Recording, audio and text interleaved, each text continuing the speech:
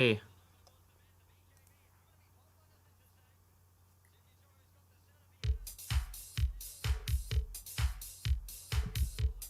Oh, no, no. Let's just do that. Yeah. Yeah, it's kind of over.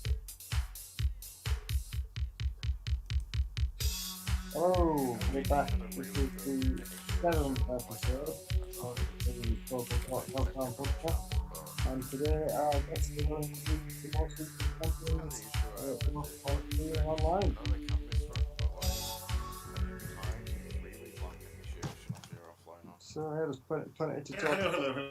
And people have really gotten around to actually knowing how to counter the plenty the to stuff talk like about it. since we were last about, which is unfortunate because Paul seems to have frozen. Oh, he's back. You're frozen there, were you? Yeah. But yeah, so it's been a while since the No, last one, so there's basically lots of every stuff count gone on is in that time. split pushing is always And trust we've got talk two that goes for very it. current, relevant, They're very high good at profile that. guests as well. Always him on his voice. We do. Two modern legends of the game. But it's a lot has happened since we did our last podcast. When was it? Last August with Damien. Yeah, quite a while ago now. It's yeah, an awful lot has happened. There's been a few series of ZoomDown. That was after one series of ZoomDown. We're on series 4 now. We have a different countdown presenter. Oh, great. Nick has retired. It's we've had different co-events. We've had lockdown. It's been an interesting time. All right. Sure. And we're joined by Mouse today. Mouse, how are you doing? Yeah, all right. Anyone? Okay, the chat seemed to be saying our volume is fairly low, so we might as well deal with that first. Great. Cool.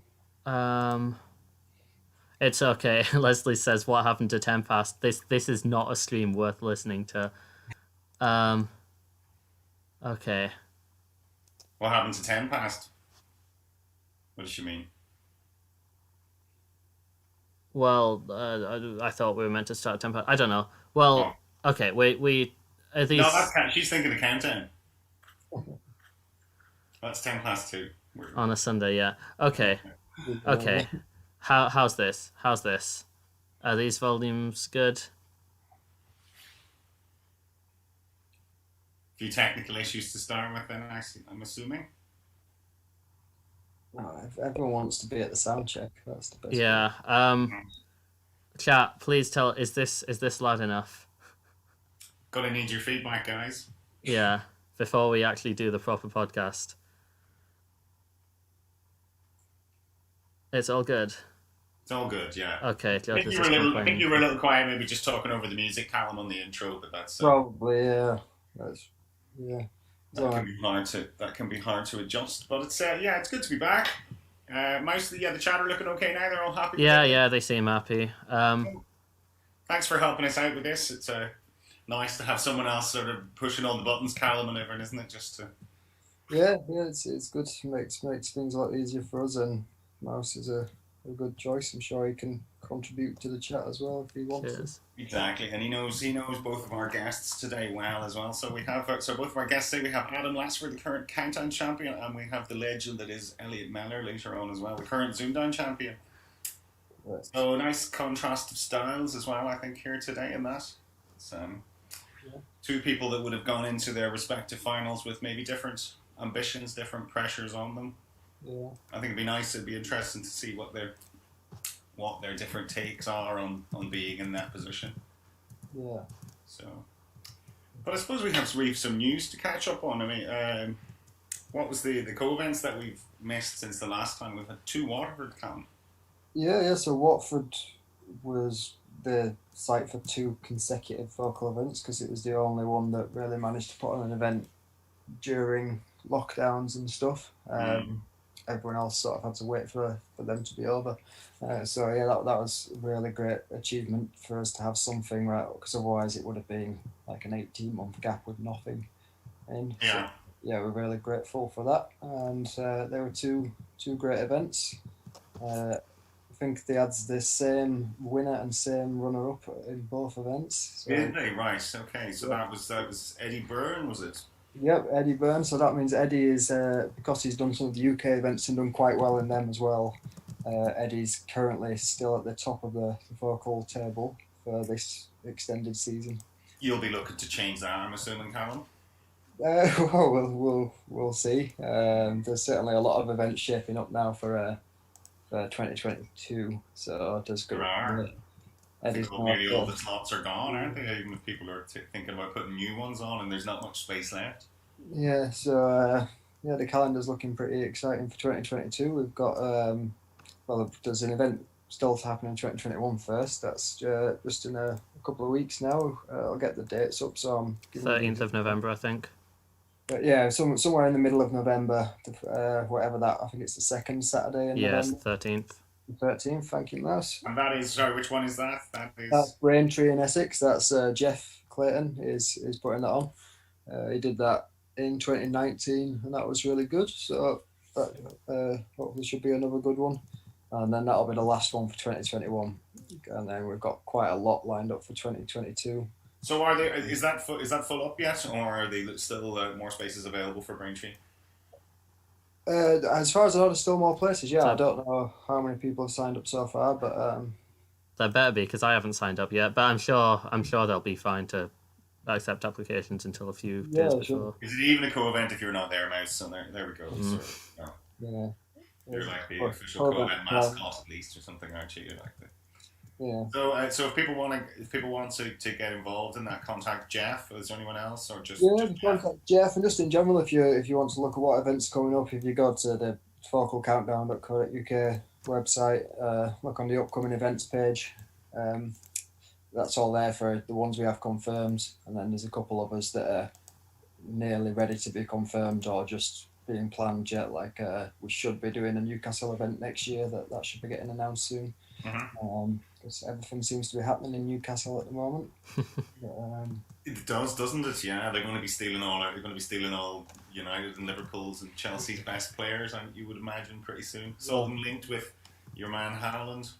That's that young striker who's banging in the goals for Dortmund. Yeah, I could say it's the one thing they do definitely seem to have signed so far, apparently, is James Robinson to host a co-event. So nice, okay, that's their first big signing. I didn't think they were allowed any signings yet. That's probably most of their big budget gone. Well, he has a lot of shirts. He's gonna need all the replica shirts and all that, isn't he? So yeah.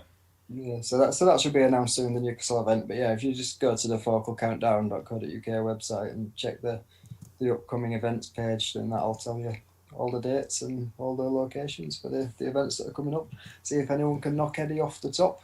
Yeah, and they'll all be on C4C page as well, usually, won't they?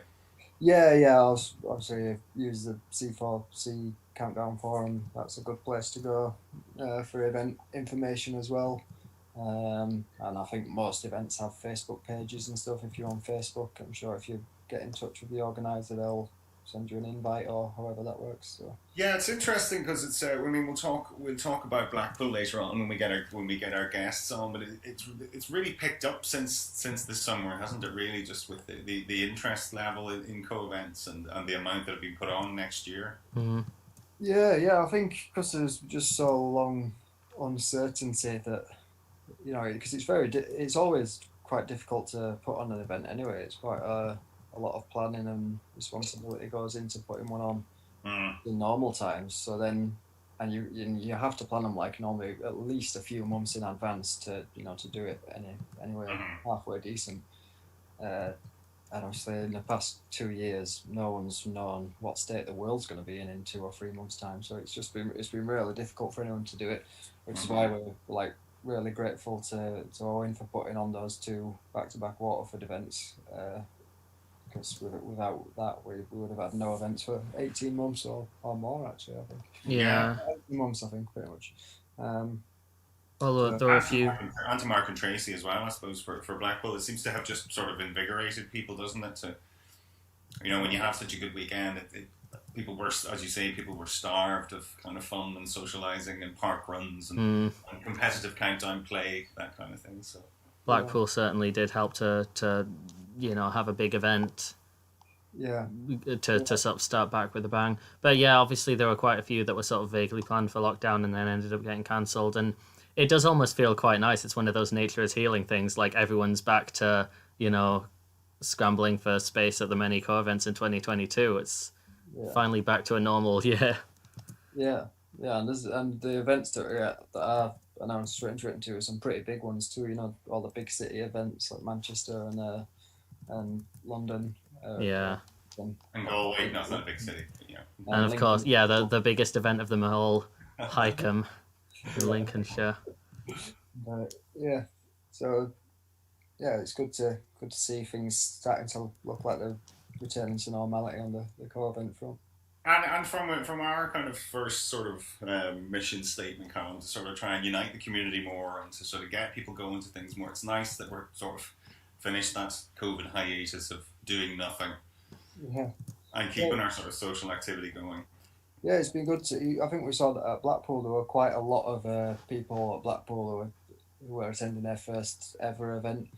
So our two guests today were both, and that was their first event for both of them. I think people from different backgrounds of Countdown. Like there were some people who have only really interacted on the Facebook page before, I think, and then some people who you had like Elliot and Adam who were like the most recent series champion and like one of the all-time greats. So you had the full range of people from different backgrounds in the community all coming together at Blackpool. Yeah, it's a great way. It's a great thing to sort of, because I mean, some people are just into whatever aspect of the community they're into, whether it's just app tourists or whether they just like watching Countdown or whether they're just part of the Facebook group or just ZoomDown or whatever. But co-event seems to sort of bring us all together, doesn't it? Yeah, it's great for doing that, and we have missed it, so it's good to see it back. Okay. Well, I suppose we should move on to maybe talking about Nick retiring from Countdown. There's been a big change in the TV show this year. Yeah. I mean, it sort of sensed it was coming because obviously there was the Christmas special, which I suppose we won't have discussed them on the podcast. The Christmas special things that happened last year, would we? Because I don't think have they been announced yet. No, we wouldn't, because that would have been you would only been doing those in November last year or something. Wasn't it? So the Christmas specials happened last year, and as I recall, they were planning to go ahead sort of as normal, and then like the week before or something, we went into like another lockdown. Yeah. I can't remember which lockdown it was. I think it was the 27th or something. But well, it was the second lockdown, whatever it was, like early it's like trying to November. remember Fast and Furious movies, isn't it? Really, or like yeah. It's like Rocky movies. You just remember it by the theme tune. But, but yeah. So and then.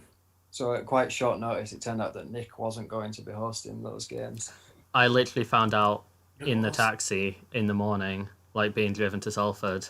Yeah, I think I found out. Did I even find out before I arrived at the studio? I don't know. I'm pretty sure it was you or George who told me. I can't remember if you told me when I arrived or just before I set off. But yeah. Yeah, there was a lot going on that week, obviously. Then, from maybe in the Countdown building, there was an awful lot going on. People didn't know. I was trying to remember when we found out. That was it exactly. But you guys loved that experience. Yeah. Well, I thought it was really funny that Damien asked on sort of 8 p.m. on a Friday night, kind of the busiest time for Apterus, if anyone would want to do them. We had places and no one responded. And then about an hour later, I said something like, "Sure, why not, LeMayo?" And then Damien was like, "Okay, you're in." And as soon as he said that, everyone jumped on. I think, I don't remember at the time I wasn't really playing much Apterus. I was just sort of logging on and checking the home page about once a week, and I happened to choose a time within an hour of Damien posting that ticket, so I got quite lucky. But I just put like a jokey comment as well, because I think he just announced that Tom versus George was going to be the first game. Yeah, I was on Apto at the time. Yeah, you guys did really well to sort of to seize the moment. But how did Jack Hurst do it then? You're not even on Apto. How did he? Yeah, that was didn't have one of those places by not even being there. And Connor wasn't on Apterus at the time either, so that was quite. I think it went up on C4C as well, so maybe they saw it there. I don't know. Our word just spread from whoever. But, well, that was some pretty quick reactions from those guys. But, there must be, unless they're on a hotline number or something. Maybe yeah, maybe. Yeah, that was like the first sign that maybe Nick's time as host was coming to a close. I think when And then you got there, and it was Colin Murray. Yeah, So we've had all this. That's how long we've been away. The countdown hosts changed twice. Yeah, I know 3 because times technically. yeah, a week or two before the filming, Damien had messaged those of us who were playing in the specials to talk about an idea he had about maybe doing something a bit different with the format. I can't remember what it was, but it was something a bit really not really interesting. It was like a Joker down thing. So basically, it was like in one round you get a Joker and it doubles your points or whatever if you win the round, and it's an interesting idea, but it probably isn't the best for like actual TV. Yeah, maybe not for a one-off. Maybe if you had sort of tried it before, maybe. Yeah, I remember thinking it sounded cool to us, but it might be a bit complex for like casual viewers. Yeah. So I think most people said, "Yeah, that sounds good," and then we didn't hear anything more about that other than the initial question of "What do you guys think about this?" And then I think it was the day before filming, Damien confirmed that filming was going ahead, and there was a big surprise and so I'd assumed that that means he's going to go ahead with this format thing, and that's the big surprise. But it turns out the big surprise was the host rather than the format. Was Colin Murray? Yeah, Colin Murray with his dulcet Belfast tones, but it was mad because that spawned a whole lot of interest in the game, because you guys got to mention the Countdown group, you got to mention ZoomDown, things that would have never been allowed to be mentioned on broadcast before. I think Colin was really keen to highlight that. Yeah, I think that was Colin's doing, or it was Damien, or maybe a bit of both. I think definitely Colin wanted to.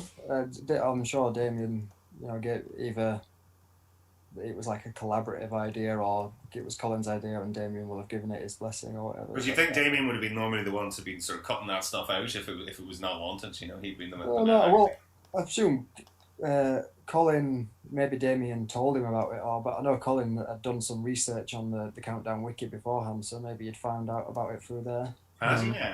Yeah, he'd looked up some things on the Countdown wiki about various Countdown records, and I think about some of our Countdown backgrounds as well. He'd done his research. Yeah, I mean, I do remember Damien obviously saying it was a lot of effort getting Colin in, which is understandable. It's a new host and everything. But also, it was nice. Yeah, like, Nick was a good host, and I have nothing against Nick as a host. He was genuinely hilarious to, when you sat in the audience. It's just most of Nick's best bits didn't make it to TV. But it was nice to have a change, because Colin, you could tell he genuinely took an interest in Countdown, and he genuinely took an interest in the game. And I'm not saying Nick didn't, but, like, it definitely, like, came across a lot more in Colin. It was all his Christmases came at once. He had that written all over his face, really, didn't he, when he was doing it? Yeah, he was really glad to be there. And I remember my first reaction was that was really good for George as well, because I know he's a big Colin Murray fan. So he'll end up playing in the first game of Countdown ever, hosted by Colin. Yeah, he's a big fan. But that had a massive effect on Chloe's Facebook group. We were inundated, absolutely inundated by new members. Which is good, and then a lot of them have stuck around. Some of them, Fiona Thorne is in our chat right now. A lot of them stuck around. A lot of them, we've had on ZoomDown or whatever. I mean, I mentioned co-events as well, and I had a few people literally DM me, basically saying, what are co-events? How do I go to one? How do I find out more? Etc. Etc. And I think a couple of people came to Blackpool off the back of that. So just good. Plug stuff. Yeah, it's really good, and I suppose we got a few extra for ZoomDown at the time, but massive. I mean, that Chloe's group now is nearly 2,000 members, which when I joined a few years ago, it was only maybe 600 or something like that. I think I joined when it was still on like low double digits. But... really, yeah. Yeah, it's been an interesting time. I suppose people have got to see the general Countdown audience has got to see that there's another side. It's not just the Countdown hosts and Rachel and Susie and all that. There's more to this community than just the TV program.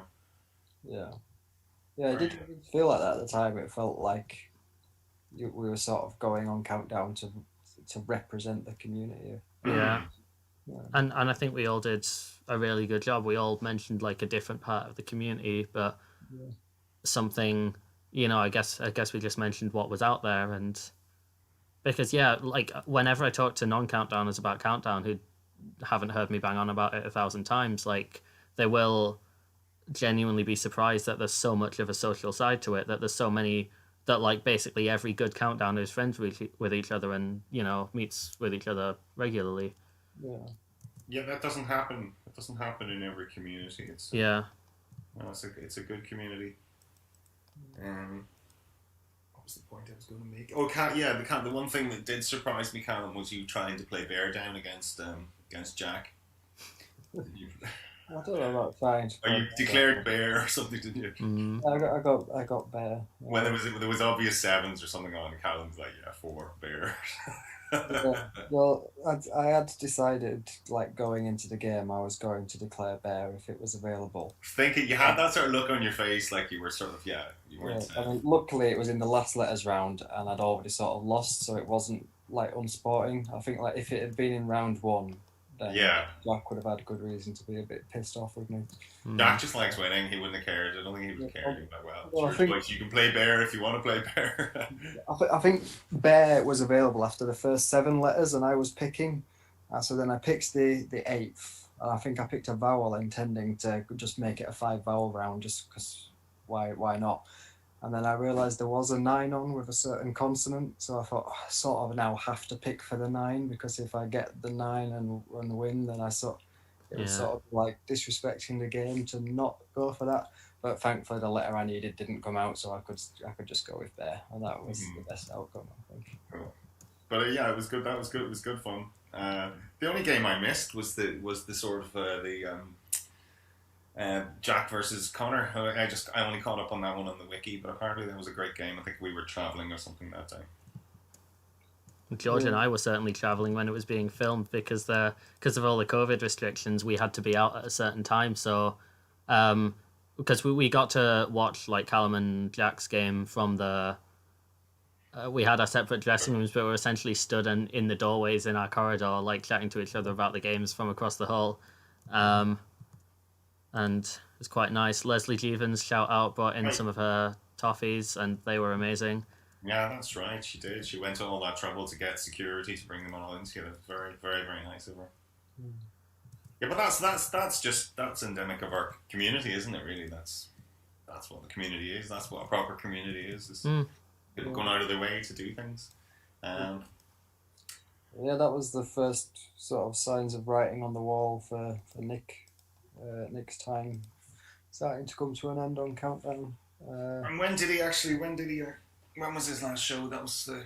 Well, I think the final? Colin filled in for Nick for a bit, and then I think Nick came back, and then Colin filled in again for a bit, and then that's when I think he eventually then announced that he wouldn't be continuing after the conclusion of that series. And he's been a great servant, but I mean, he's definitely he's up there in the pantheon of the great presenters, isn't he? You know, he's well above those who people wouldn't consider the great presenters anyway.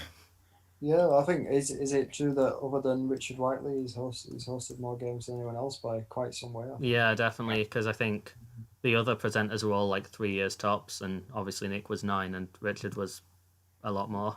I'd say if you took a poll, then he'd make the top 3 anyway. I know a lot of people were Jeff fans.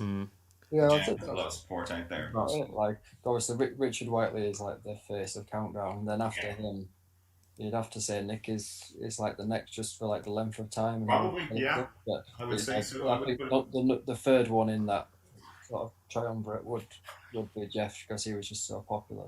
Yeah. We did invite. I did invite through Damien. I did invite Nick to come on to ZoomDown with everybody. He was on holidays. It was a bit of a quick response whether he was. That was just a go-to excuse. I think he genuinely was on holidays, but yeah, he's probably enjoying his retirement. Yeah, he deserves it. He does. He's like, Countdown, no thanks. Just take it away. Well, I remember back in the day, I was probably about 12 or 13 at the time, and Nick had just started, and I did a poll on C4C for who people's favourite presenter was, and I remember the results were pretty much 50-50 Richard and Jeff, and then very few votes for the Dezes and Nick. But I feel like more and more people would enjoy Nick now that after he settled in, and obviously now that he's actually made it his own show. But it might be quite interesting to do a similar thing again and see, Colin being on there would probably get a few votes, and Anne potentially. Well, But we will come to Anne. We will come to Anne. But I think, yeah, you don't know what you've got till it's gone. Sang Joni Mitchell. It's with Nick. I think history will be kind to Nick. You know, Nick was very sort of set in his ways, and he had his own particular style of doing it. And it was, some people liked it, and other people weren't a fan. But I think history will be kind to him. I think if you ran that poll, I think he would run Jeff into third. I like Nick. I think he did a good job. Very dry, very droll, very dry. But that was just his thing, really, wasn't it? It's almost like you think the show should be done like that. So I know I was always far more interested, or more influenced by sort of Richard Whiteley's style of sort of, you know, enthusiasm for the game. You know, and Nick sort of had a sort of feigned enthusiasm, or he feigned a sort of distaste for the game, as if, oh, I'm rather bored by this, but it was just his droll humour, I think. You know, just part of his shtick. But yeah, I suppose then we should get our first guest out, Callum. What do you think? Yeah, I'd say it'd be a good continuation of what we're talking about. Because would it be right to say that Nick's last ever game featured Adam? Is that correct? Did it? it was, yeah. Well, without further ado, let us invite the man of the moment. He's been around since February, and if you've been part of this community, you can't have missed him during that period. He's been everywhere. It's Adam Latchford, Countdown Champion. Welcome to the podcast. Hello. How are you doing? Yeah, not so bad. You were right. Nick's last episode was mine, because we had the whole Nick's goodbye, which took about an hour after I'd finished to get out, because there were so many goodbyes, and he was going around all the runners. So yeah, I got to finish off Nick's tenure. Were there tears? There were, yeah. Everyone held it mostly together, to be fair, but amongst the runners more than anything else that had been picked on over all the years, there was a bit of emotion over there. So. And did they present him with anything? Do you remember that? Yeah, so he got a golden teapot from Damien, which there was a picture of that was taken. I know Rachel bought him some conifers, but they didn't happen. Nick then gifted things to other people. So Nick got flowers for Rachel, flowers for Susie, got something for Rufus, got something for Damien, I believe. So it was quite a general, large-scale presentation immediately, sort of after the final, where they were all saying their goodbyes whilst we just sort of sat there unable to move because of COVID protocols and watched it all unfold. A socially distanced love-in then, right? Yeah, basically. But he's what did you make of Nick then? I liked Nick. So I had Colin and Nick over my run. So I had Colin for 7 games, and I had Nick for my 8th, and then the finals. And I remember coming out of my 8th game thinking how much I preferred Colin, because he was so much more engaged with it all. But with fairness to Nick, when I held my 8th show, he just announced his retirement about 20 minutes before. So he probably wasn't really focusing on the game as much as he potentially would have done. And there was a bit of a disconnect between the last game and this game because of just the filming gap and everything. But by the time we got to the finals, he was such a gentleman, and he was really kind, really happy to be there, and that it was coming to an end. And it was a very slick job by him in the end. So I very much enjoyed him. He always had, because he often had a sort of, slightly the demeanour of someone who sort of didn't want to be there. But then you could see when he did announce his retirement, he was in great form. Or for his final few goes, you could see he was a man with a weight off his shoulders. He was like, I'm out of here, so let's just enjoy this. Yeah, it did feel a little bit the shackles might have come off a little bit in the little gaps as it ended, but don't have a bad word to say about him. And he was very, very complimentary after all of everything that had happened. It was just a nice guy overall, so it was good to see. Well, we wish him a long and happy retirement. But Adam, we talked about Nick, but we want to ask you a question we ask everyone. What's your earliest countdown memory? My earliest countdown memory of the actual show, and not just like sort of anagrams and stuff, was probably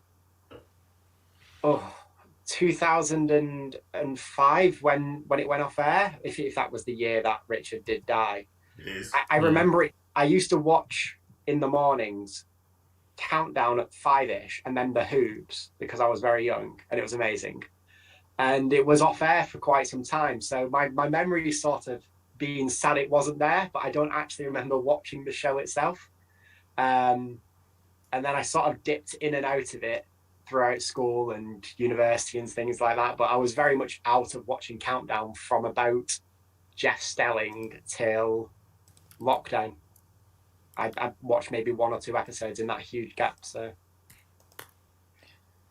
what did you take to start with? Were you a letters man? Were you a numbers man? I liked the letters. I was always okay at maths, at basic arithmetic. So I preferred the letters just from smaller anagrams I used to enjoy. I used to sort of do anagrams on number plates on cars. I'd always try and make a word out of those, going around car parks. Yeah, I did the same. I subconsciously do that a lot still.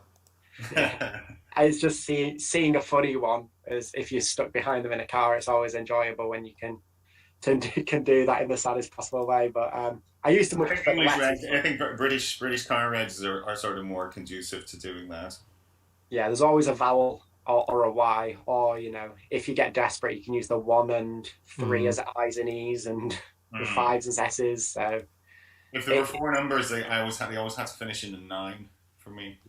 You know, a number and it eventually has to finish in a 9. Yeah, no, I was still okay with the numbers when I was younger. But never.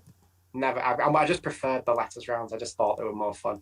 And what about school? Were you a mathsy person or were you a linguistic person at school? I was kind of neither, which is more shocking. I was really into history, and I was into a bit of performance. I did Russian. I went to uni and did politics. It wasn't really a linguistics versus maths thing for me. It was sort of I quite liked words in general. I liked arithmetic, but I hated maths. Like, I didn't like formulas. I didn't like Pythagorean stuff and anything like that. That bored me and put me off maths. But I actually quite liked arithmetic.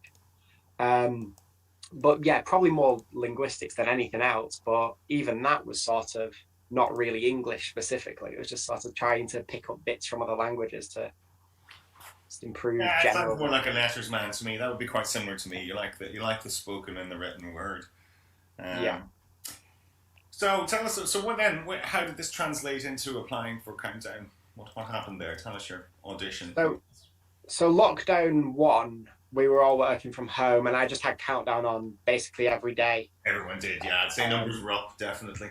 Yeah, so I was consistently beating the majority of the players, and then a monster would come along and absolutely thrash me. And eventually, I just thought, whatever, I'm just going to apply and see what happens. And then they got back to me the next day, so I didn't even have time to register what I'd done. The audition was 2 days after that, and then they were like, "Okay, you're on the show." And I was like, "Great!" And I had to wait a little while till I filmed. So at that point, I started watching it, making sure I'd watch it. And that was when we had Martin Simpson going into Leo Smith on the TV. So the standard was really good, and I was getting some pastings every day watching it at home, dreading having to go up to film. Seeing those two, obviously, like, fantastic players beating everybody up. So it was during lockdown. I kind of applied because I was bored more than anything else, and there wasn't a lot to do during lockdown. And one of the things you could do was go on TV. So that's it. There wasn't much on the TV, but it's probably easier to get on the TV than find something decent to watch on the TV at the time, wasn't it? Basically, why not? If you can go on it there, you might as well. And how did you get on your audition? Did you do well in your audition? I got on the show with no qualms, but I didn't do spectacularly looking back at the rounds now. I think it was 6 letters rounds, 2 numbers and a conundrum. And I think I got 5 7s and 8, 1 away on both numbers, and I got the conundrum. So it was sort of pretty solid, but nothing. Yeah, I think that's what they're kind of looking for, isn't it? Really, is a good score. You don't have to max it or anything. No. I think I picked up Boundary, and I was pretty happy with that because that wasn't a natural spot for me back then to see that sort of ending. So I remember being quite happy with that. I had a girl who was sort of covering to get through a lot of the applications because applications went up. And on the call, she was like really friendly, and she was just having a lot of fun on the call. And I think that might have even helped me alongside the score, was because apparently, like, not, some people on the phone might be quite awkward. It might be a harder call, and just because we were actually having a laugh during the audition. Countdown contestants being awkward, really? You were nice and relaxed then, yeah. But I suppose that format wouldn't suit everyone, I suppose, would it? You have to be, quite social. You're having a conversation with someone, but they're testing you at the same time. Yeah, it's not the most natural sort of plan for people to go into, like, when you're being tested to be that. But easy enough for someone like yourself. I think you're a little bit like me at that time. You've no problem chatting and sort of being friendly with people and relaxing yourself sort of through that. Yeah, I find it much more stressful to be sort of in a pressurized one on your own scenario than in a thing where you can chat away and sort of see what you can do, and you're much more relaxed, and you can relax the other people as well, because it's not even like it's a pain-free experience to interview someone or to test someone, so they want to be relaxed as well, and that'll help the entire process for that sort of thing. So it worked well, and I mean, as I said, I got told I got on the very next day, so it was very quick for me. All right, they were very quick coming back to you then, and then how long was it until you actually appeared on the show? It was, I didn't film for about 6 weeks after that. And then you went straight on to actor, or did you know? No, I didn't do any actress before after my heats. I didn't go on actress at all. I had the Countdown app that's like £2 in the App Store and has the wrong dictionary, and I sort of went on it for about 30 minutes and then just stopped and just watched the show and was like, okay, whatever happens.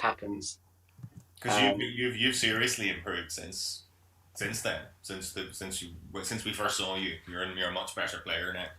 I have put in a lot of practice, which is probably more helpful than anything else for the improvement. But I think more so little practices that I've picked up that have helped me, like stopping in the numbers rounds. If you've not got it after 10 seconds, just do something else is one thing that I swear by, because it improved me immeasurably in the numbers at that. Just picking up different things. You can see how hard it is. I mean, we know, watching Rachel at the moment, without any spoilers, but watching Rachel, we know how good a numbers player Rachel is.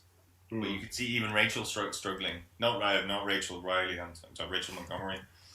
They're struggling a little bit, playing within herself, and it being a little bit harder than it would be for her normally. It is difficult on the telly doing your numbers. It is, and that's something that I was being told on Actress before the finals, was like, by people who are like, it is harder on TV to get the numbers right and to. So you got good advice then, is what you're saying? Yeah, I got some good advice across the board. I probably got some bad advice that I ignored as well. Everyone wants to have name and shame them. Who's giving bad advice? I mean, I can't even recall really, because it was just sort of people telling me, I need to aggressively go after the best players, and I was like, well, that's a terrible idea, and like, I need to just, I should always go with 6 small, or I should always go with 1 large, or I should always go with 2 large because that's what I was best at, or little things like that which didn't actually make sense within the game to me. Isn't necessarily go for your strongest thing. So you did it your own way, really. That very much came across. You did have your own. Yeah, I sort of way of getting under the skin of players, and you did seem quite good at that. I had a plan for everyone that I was potentially going to face, with the exception being of the 8 finalists. The only exception was Dave Lomax, who I didn't particularly look into because it was just a time thing. I didn't think it was potentially worth it that he would get that far. As lovely as a guy he was, and as amazing as a guy he was, I really enjoyed watching him. But the rest of the people I sort of studied and was like, right, this is what you might be weaker at. This is what I have to do against you.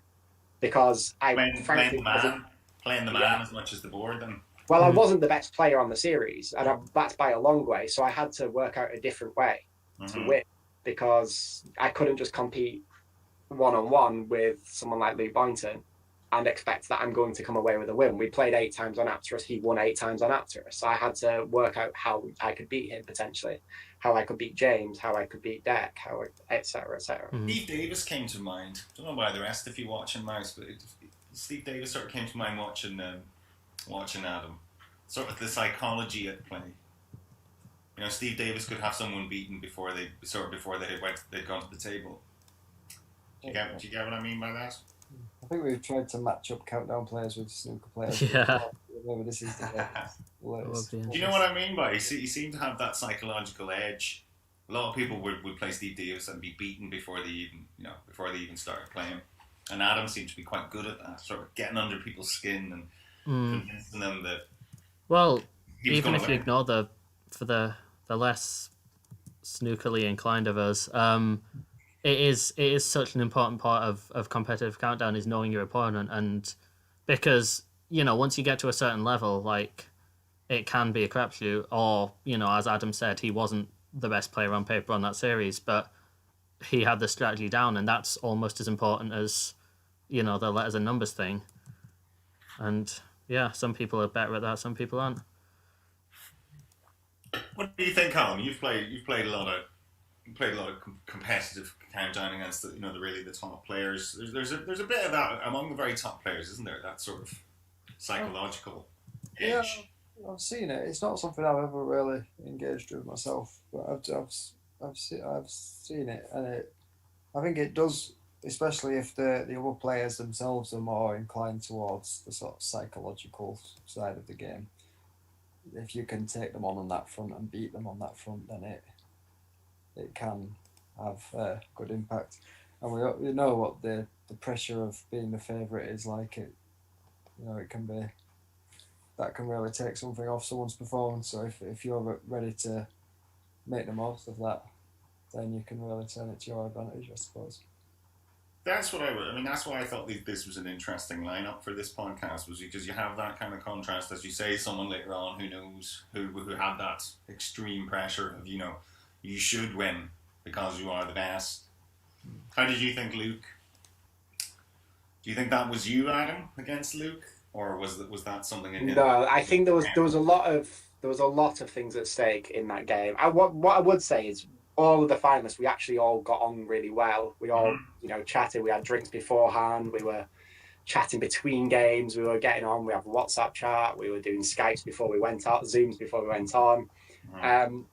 With Luke, there was a lot of pressure on him from the final. He was such a favourite as well. Like, the points difference between him and James in second seed was massive. It was 300. He was tearing it up, wasn't he? Really, he was looking like he could get 1100 at one point. Yeah, he was. He was doing incredibly as well in the heats, and he was such a favourite. He had the mainstream media attention. I think a lot of that came to play with helping with what happened in the final. I think as well as that, James is a better player than me. But I'm more well placed. Are we talking about James Burley? Yeah, James Burley, who's in my semi. Was that the semi? Yeah. Yeah, I played him in the semi. He is a better player than me, but I was better placed to beat Luke because and Luke knew that. Luke knew I was willing to use strategy. Luke joked that he knew I was going to, go 6 consonants against him. He knew I was going to go 6 small against him. And that's a lot more off-putting for an opponent when But he wanted to play James Burley then, really. I think he would have preferred to play James, even though James is a better player. And I think he probably would have beaten James in that final, based on, James was watching and he said he got beat by both of us in that final. I think it's a little bit of a myth that Luke played badly in the final. He started quite badly. He had a missed declaration and he missed a very bad numbers, but he did very well in the middle portion of that game. And it was very hard to sort of keep him at arm's length, and I was having to max every single round to keep him off the thing. But I'm just looking at the game now. So he risked Paulus. Yes, I had it written as well. This was like sort of the big point in the very first big point in the game. I Paulus written down. He went 7, but it was the tone of how he said 7. Yeah. Sometimes if he had a word that was a bit acto, he'd say it like, "Oh, I'll try this," but you could tell it was going to be a word. But the way he said it, he didn't look confident at all. I just had it in my head. I was like, he's going with this, and this is an early chance for me to break ahead if I'm right and this is wrong. Yeah. Was that not music to your ears then when you were like, It wasn't music to my ears because I was hoping you'd say 6. In fairness, because I just wanted to stay with the 6. But yeah, I was like, right, I'm going to take the early punt, and if I end up 7 behind, then there's plenty of time for me to claw back on the numbers because Luke's a very good letters player. He's a good numbers player. There was an opportunity to get in on the numbers, I always thought. So you would have been equivocal on that anyway. That you wouldn't have been too bothered if it was 7-0 up, really, because you were thinking play the long game and get your way. Yeah, I mean, equally, I went into the final sort of saying I'd take a 25-point loss. Mm-hmm. I went into the semi saying I'd take a 15-point loss because whether I won, lost, drew, whatever, I was happy with how I did. I won the game I wanted to win, which was the quarter, because that was the one I was favourite in. So that's good psychology, but I would argue that you're basically saying, well, I'm expected to lose here, so therefore pressure's off me. Yeah, I just wanted to make sure that I didn't miss something stupidly obvious. I didn't make a huge mistake. Like, you don't embarrass yourself, basically. Yeah, just do well. It's sort of like looking at any future games. It depends on the opponent. I sometimes look at them like, right, if I can lose by 20, that's fine. Any better's good. It's, if I get beat by a better player, I get beat by a better player. That's absolutely fine. I often quote, well, not quote, but I often use you, Callum, as a good someone who has a good temperament for the game. And I think not caring if you lose, or not appearing to care if you lose, at least seems to be a good thing in this game. Yeah. Yeah. But also not revealing anything with you. Sorry, I've cut you off, Callum. Go on. No, I was just going to reaffirm what Paul said. If you put too much of an expectation on yourself, I think as well with, like I said, with the people being favourites, they have like sort of external expectation on them. Like you mentioned, Luke had a lot of attention from media and stuff like that. But I think as well, it's most just like the internal expectation you put on yourself. Then so if Luke, like your series win, you famously didn't care a jaunt, really, did you? How you did? No, and I think that helped. Like in the first round of my final, I went behind, but that didn't make me panic because I was expecting to go behind. So that wasn't a panicky moment. It was just everything was going according to plan. Whereas according to plan, yeah. Whereas someone like Luke, whereas a lot of people would be really upset. They'd be really upset that they'd sort of missed something, and then that they're starting on the back foot. And especially if you have that expectation of yourself, like I'd imagine Luke probably expected he was going to win, or at least really wanted to win and thought he should win that final. So when he went behind in that, it was the first round, wasn't it, Adam? Yeah, first round. Yeah. Then already he if there was a still of your two faces after that first round, Adam, you could predict who was going to win from there on. Yeah, that's something that's come through quite commonly with what people have said who've watched the final. Is they watched it and it looked like there was one winner from the start, just because pressure can get to people, and I just did look more relaxed, and it was because I was more relaxed because I didn't care as much.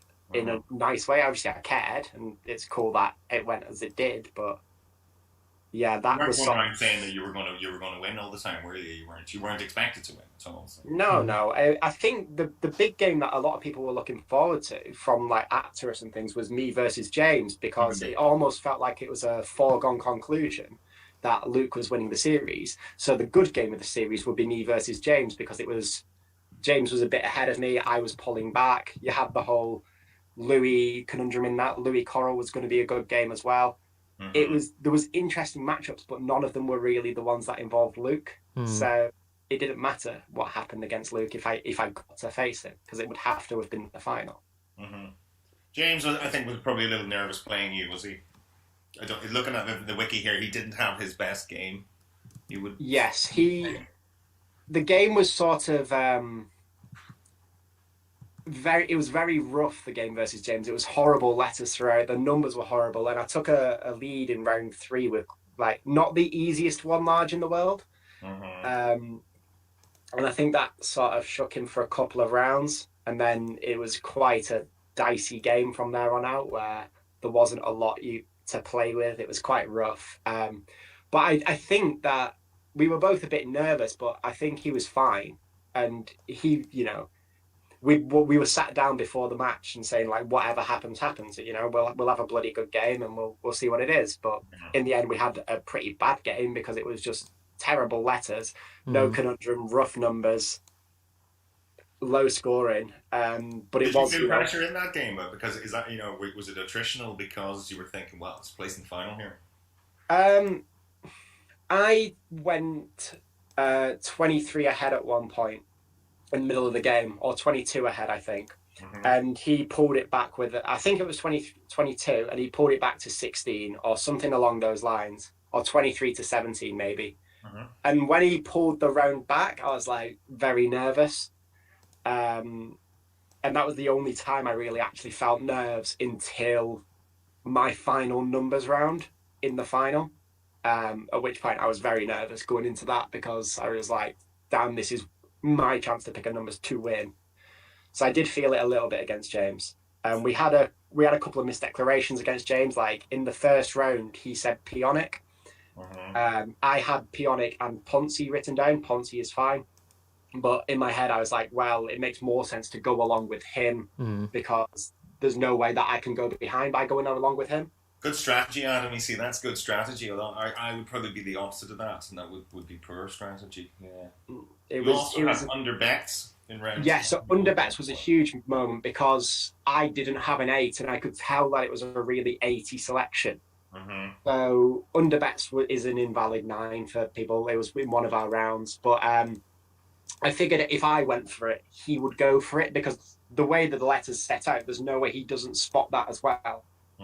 So I went for it, hoping he would also go for it. And if it's in, amazing. You know, I get a 9, cool. The bet, like it's a popularly used term. Is it CSV valid? I don't know. I barely know what that is, to be honest. I know it's the Scholar Dictionary, but apparently it's not, I think, and subrented is, maybe. Right.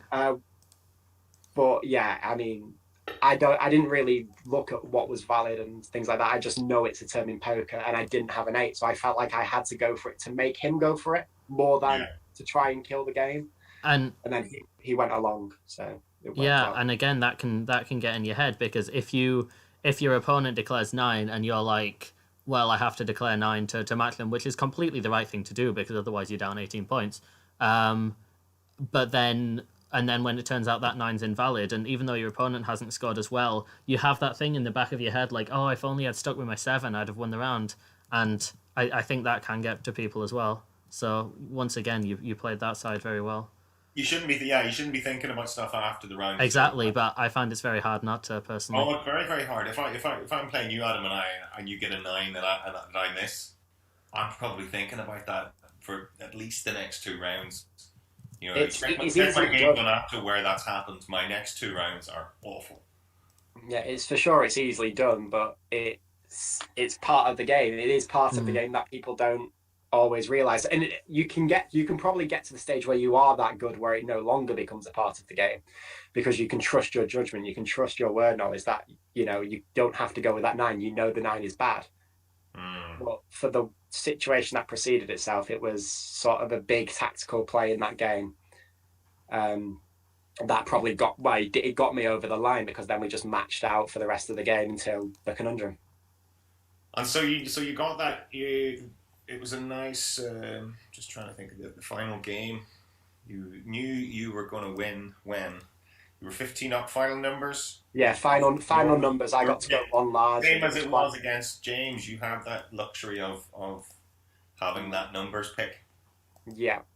To be fair, I felt like James is a much better letters player than me, like much better. But numbers-wise, I felt like even if that was the other way around, no matter what selection he could have picked against me, I feel like I'm the favourite going into that selection to get there. But it worked out because he was champion that I got to pick, and I just, you know, went one large, quite an easy target. I went a bit of a weird way, if I remember, not like a hugely weird way, but it was something like 184 and...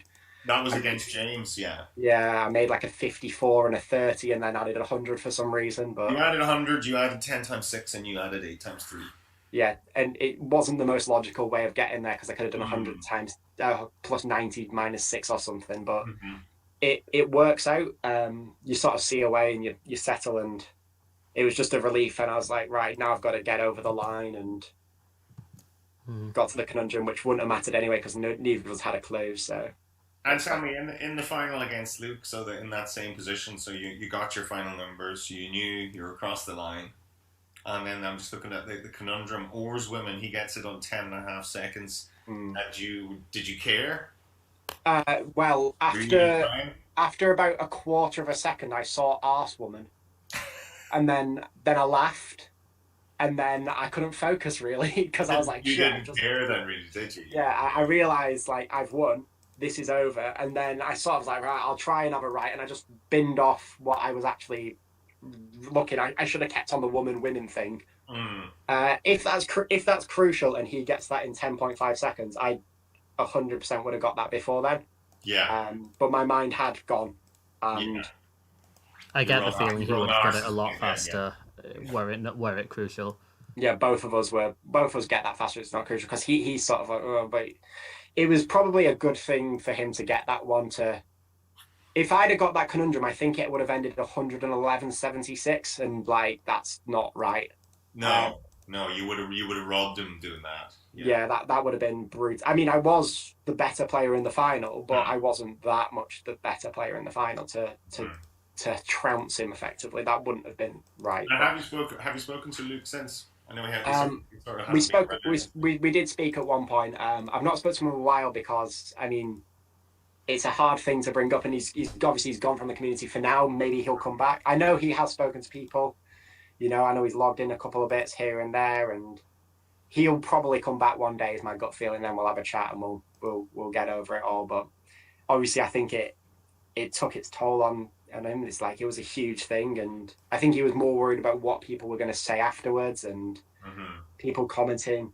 I know he hated it when people would comment if they beat him in an episode in his heats, and it bothered his and then people saying that he wasn't. Tell you, isn't it? They go, "Yeah, well done today. I beat you." Yeah, I had that so much, and I couldn't stand it. I even I'm not going to name names, but there's so many players because I wasn't as good in my heats that were like, "Oh, I would have beat you in 8 games. I would have beaten 7 of games," and you would have beat you from the comfort of the armchair, which is very different to. Yeah.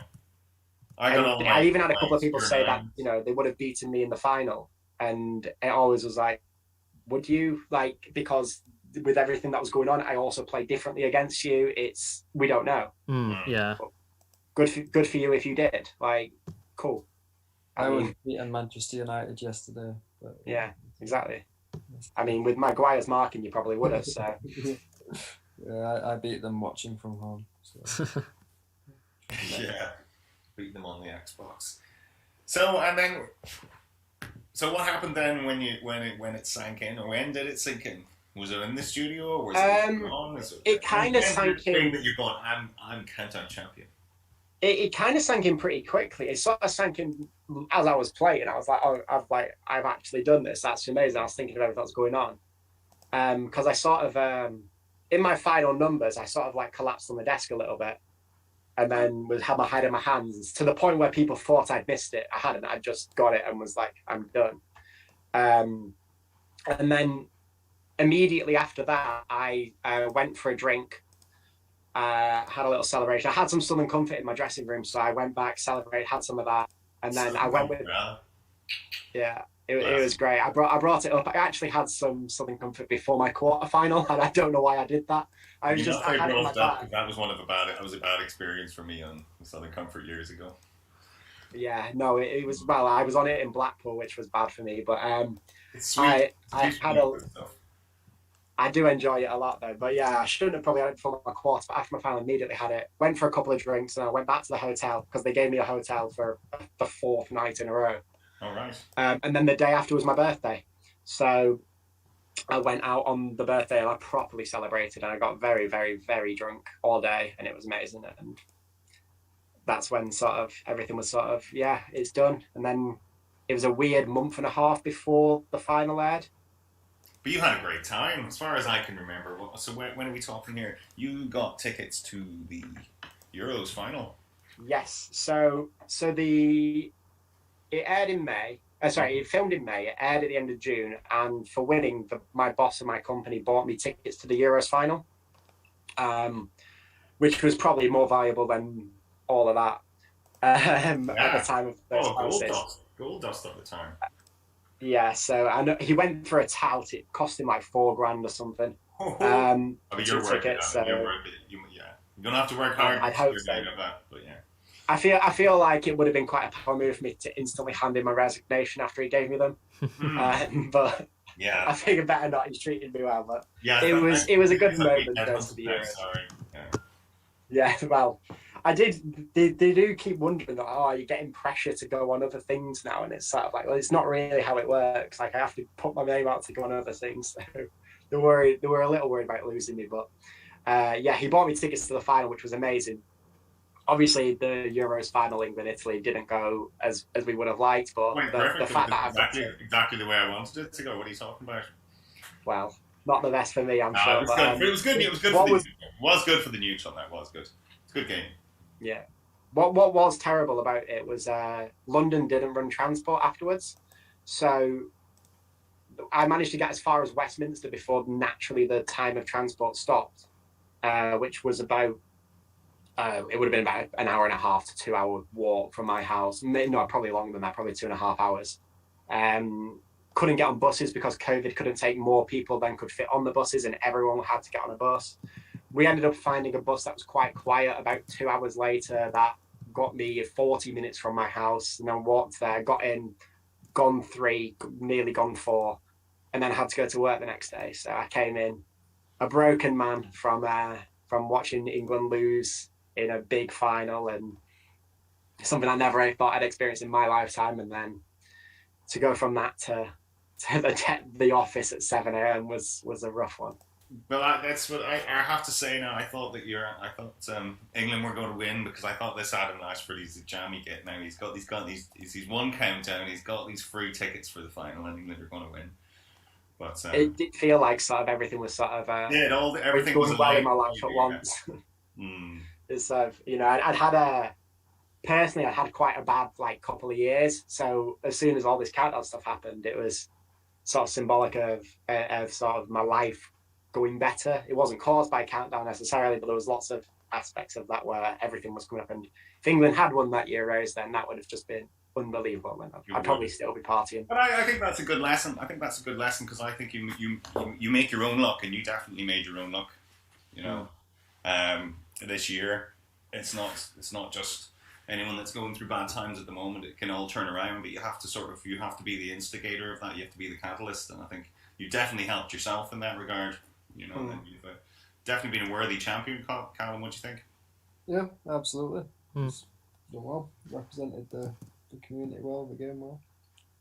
Showing more that there's more than one way to skin the cat as well. There's more than one way to win. I like that. I think that's good and healthy for the game. And we'll maybe see a few more Adam Latchford types coming down to psych their opponents out and use every advantage that's available to them. What do you think, Nice? Well, yeah, I mean, it is weird being, when I talk to friends who are really into other games, which on the face of it are a lot sort of deeper than Countdown, which is just learn all these words, pick the longest one that you know, win the round. Like, it feels like there isn't very much to Countdown sometimes, but then obviously you've got all of this, and if Countdown was really that simple a game, then Luke Boynton would have won that final every day, and similarly I would have won my own series. And again, I lost to a player who was probably worse on paper but better psychologically, or at least these things happen, and it was an interesting, Countdown's interesting enough that upsets like that can happen. And sorry, I swear I forgot what your actual question was. I'm sure there could be. We might get a few more. We might get a few more Latchfords. Yeah, totally. It certainly won't be the last series that's not won by the person that anyone expects to win. This isn't a read on the current series because the finals haven't filmed yet, but we'll see what happens there. Yeah, there are the obvious favourites on paper now, but the game's not played on paper. It's all depends what goes down. But yeah, obviously it comes down to who's the better player on the day, and that doesn't just apply to the TV series. That applies to like co-events and everything. Yeah. And yeah, it's a on ZoomDown and everything. Yeah. Well, anyway, cool. That was a great chat. Thank you very much, Adam Latchford. We will talk more later, but we will get our second guest on, Callum. Yeah. This second guest is one of the all-time greats, in my opinion, the all-time great. It's also we've just had the reigning Countdown champion. This is the reigning ZoomDown champion. It's Elliot Mellor. Hello. Hey, Mellor, welcome to the show. No, thank you for having me on. How are you doing? You just back from what was it? A Christmas? Right? Yeah, some sort of first communion party thing, which, yeah, the less said of that, the better. But, yeah, social events like that, absolute no-no, but, yeah. Is there any nice food? Yeah, there were some very delicious brownies, actually, which I've bought a quantity of home because they said if you want to take some of the stuff home, then do, and I'm taking the brownies home, so, yeah, there we are. They were legal type brownies now. Yeah. Laced with something. I probably shouldn't talk too negatively of it because somebody who was actually talking to me there, they're like, oh, you're on a podcast this afternoon. And they said, oh, send me a link. So I probably shouldn't talk too negatively. Your brownies were delicious, don't worry. It was a great event and I absolutely loved it. There we are. So have you been listening to Adam's interview? Yes, very fervently. Very interesting. Yeah. Adam's quite an interesting person. Yeah. He is. Nice listening. You wouldn't say it to his face, but he is, yeah. He is quite an interesting. Yeah, very nice. Very pleasant person as well. And and I suppose as we were talking about a shock winner of the last series, you know Luke Boynton quite well, I'm assuming. You've chatted to him. I've talked to Luke. I probably know him a bit better than most people in the community. Yeah, I'm fairly acquainted with him. Mm-hmm. And I thought it was interesting. I mean, that as we were saying, not always the best player on paper wins these things, as you well know yourself. And I'm assuming that enough time has passed now that you're finally over it, that we can. Yeah, I mean, it doesn't really resonate with me anymore. I mean, it did at the time because obviously when you've really been building up to it, and there's an awful lot of pressure, not just from yourself but from those around you, because I was by far and away the top seed of the series. It was like, I don't know, like 140 points or whatever between me and Zexy, possibly even more. Mm-hmm. And you think on paper, I was the really strong favourite there. And I almost went into that thinking, yeah, I should have this. And everybody else is like, so, I'm looking forward to seeing you win the series and I'll be watching out for it. And there's an awful lot of pressure there, which when you couple that with the fact that it's not just the fact that you're the extreme overdog, it's the fact that going into that actual final, I'd never actually been behind in a game. So all of a sudden, when I'd gone 10 points behind after the first numbers, which was an absolutely terrific spot from Dinos, by the way, it was a really great solve, that even though I was a little bit salty at losing a numbers round at the time, when you're suddenly behind, having never experienced that, it's a different dynamic, and you almost sort of feel like you can't win it at all. You feel like everything is suddenly against you, despite the huge build-up that you have. Mm-hmm. And I would say that was quite a big contributing factor, not just the nerves beforehand, but also the nerves during the game. And they can really make you shaky. They can make you miss things. Like there are a couple of rounds in there where I thought, if I was watching that at home, I would get that every single time. I'd probably spot that word in the first couple of seconds. Well, let's start with round one then, because I think most people would have assumed that was the sort of the trigger for you. That was a word that you'd normally expect to get round one. Well, yeah, there were a few triggers that we can go over if we really want to dissect the nitty gritty of it. I know you're finally over it, so there's no better to discuss. Okay, well, we'll start with round one, as any game starts out. I'd actually written that 9 down pretty much immediately, but I don't know. I can't really sort of rationalise it with me nowadays because, yeah, it's definitely a word, and I would have gone for that on Actress, but I don't know, maybe it was just sort of the disbelief at having spotted the 9 in the first round of the final that made me doubt whether it was actually a word. And something in my head said, no, actually, maybe it's not a word, maybe you've just made it up, maybe it's not something that can be pluralized, stick an 8 down. And then in any round, you've got like them final few seconds where you've got an 8 and you've got like a 9, which is risky, but, well, really wasn't that risky when you're watching it from a home perspective. And then when Nick comes to you and said, so Elliot, what have you got? And you've got to make that split-second decision as to whether you go for the 8 or go for the 9. And I don't know, maybe I think I just thought it was logical at the time to go for the 8. I don't know why, because if Dinos has got that 9, then I'm totally screwed from the off. Yeah. But he didn't, as it happened, and if I'd gone for it, I would have been 18 points to the good. It would probably have put me in a much better mindset from the start. Is it playing within yourself to guarantee points on the board? Because I think that's what Rachel twice, but I've seen Rachel refuse an 8 and play a 7. I think that is probably what it felt like at the time, just trying to get on the scoreboard there. And when you actually watch it from home, and if you was playing an actress game, you'd go for the 9 every single time, because when you actually sit back, you think you've either lost the round because you've gone for the 9 that's not in, but you're only 8 points behind, but as opposed to covering that contingency that you could be 18 points behind if you don't go for the 9 and your opponent gets it. You'd go for it on actress, you'd go for it watching it at home. And I know a lot of people were probably screaming at the screen, why the hell didn't you go for that 9 there? And was the 9, I to be honest, I didn't watch the game live because I think it was at our anniversary. I think we were in the car at the time. I only caught up on the wiki afterwards. But was it mentioned? Did Dictionary Corner mention the 9? Yeah, I don't know if it was shown on screen, because I have to confess I didn't watch it myself. In fact, I didn't even watch any of my preliminary games or anything. I caught little bits of them, but I never actually really bothered to watch them through. Your prelim games were fabulous. But, you were typically 36-0 up at the end of part 1 every time. I don't know if it was shown on screen, but Susie recognised that I had a 9 that I was thinking of going for, and she said, did you have it? And I said I had Phillips written down, and she said, yeah, that's the 9 that's available, which was a huge gut punch, because if they hadn't noticed it, at the time, then, did but it was the fact that it had been highlighted at the time, and that was sort of in the back of my mind for the rest of the game. You could have had an 18-point lead from the off and bottled it. It was totally in your hands there. But I don't give it much thought nowadays, because when you're in a pressure situation, things are obviously a lot different. You don't always behave rationally.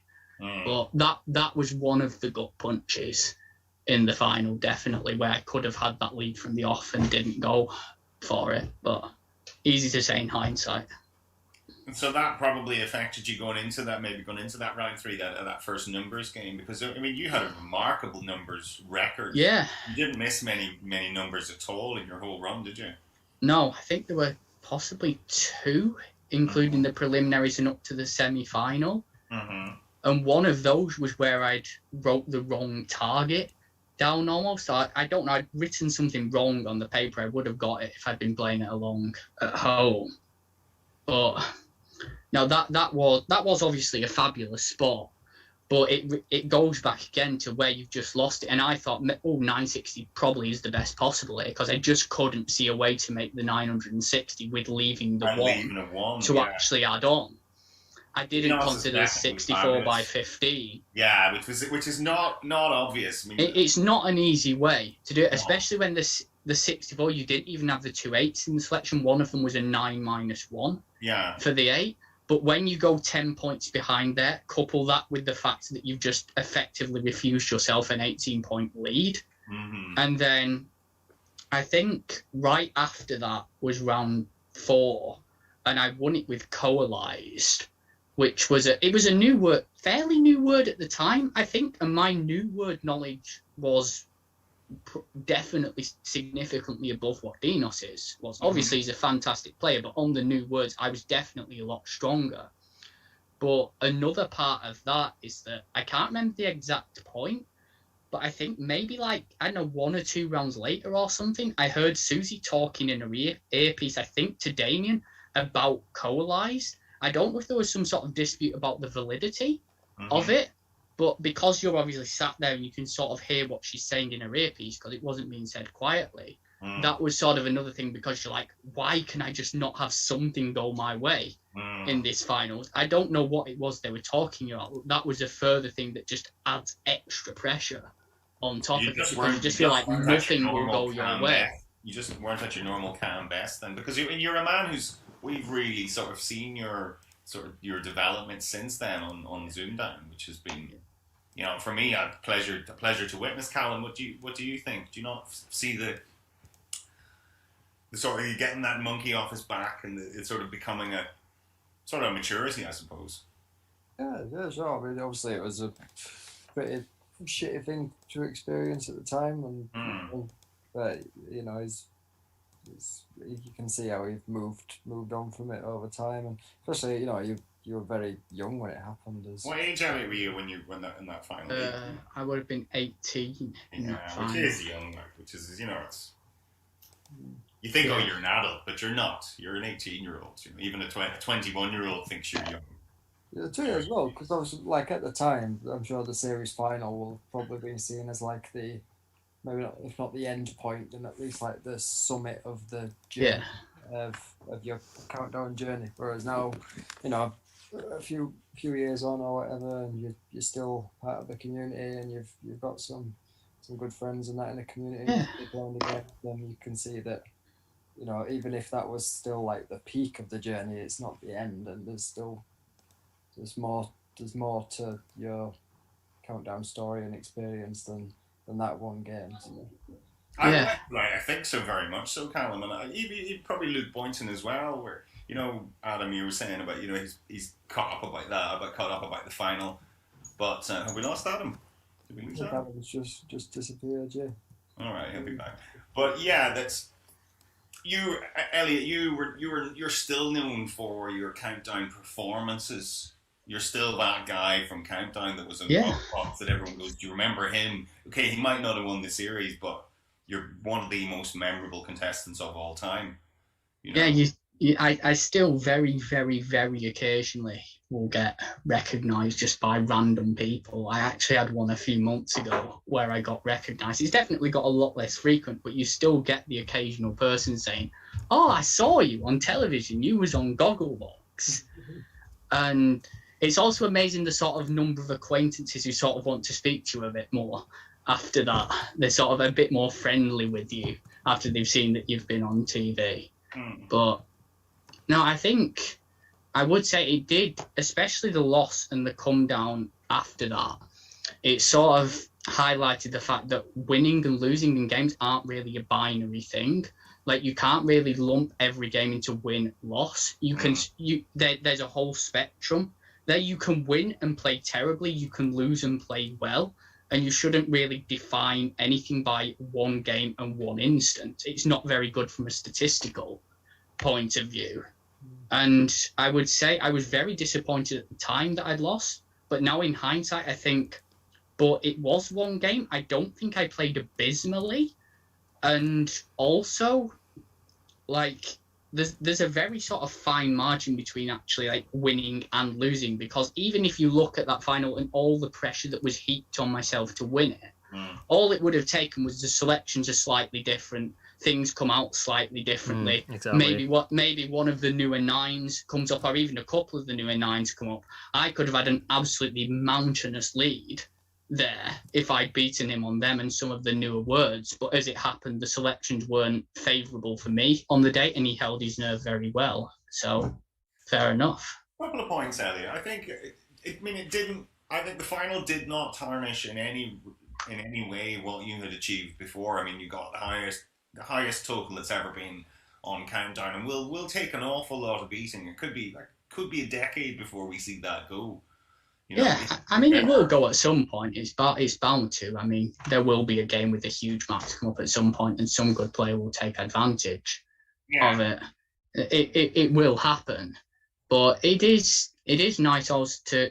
There was a sort of tendency, especially for myself, and even amongst certain people around me, to focus on the negatives there and focus on that one loss and really, really zoom in on it, when really you should look at the picture as a whole and actually think, you know what, actually, I've done very well. I should be very proud of that. But that obviously isn't easy when you've just lost a game that you really, really desperately wanted to win, and things just didn't go your way. I understand that, but I mean, for Luke Boynton, similar. I mean, Luke was on for a record score at one point. Yeah, wasn't he? Yeah, His it was. Was very, very, very high at one point. He has, what is it, the second highest Octo total recorded.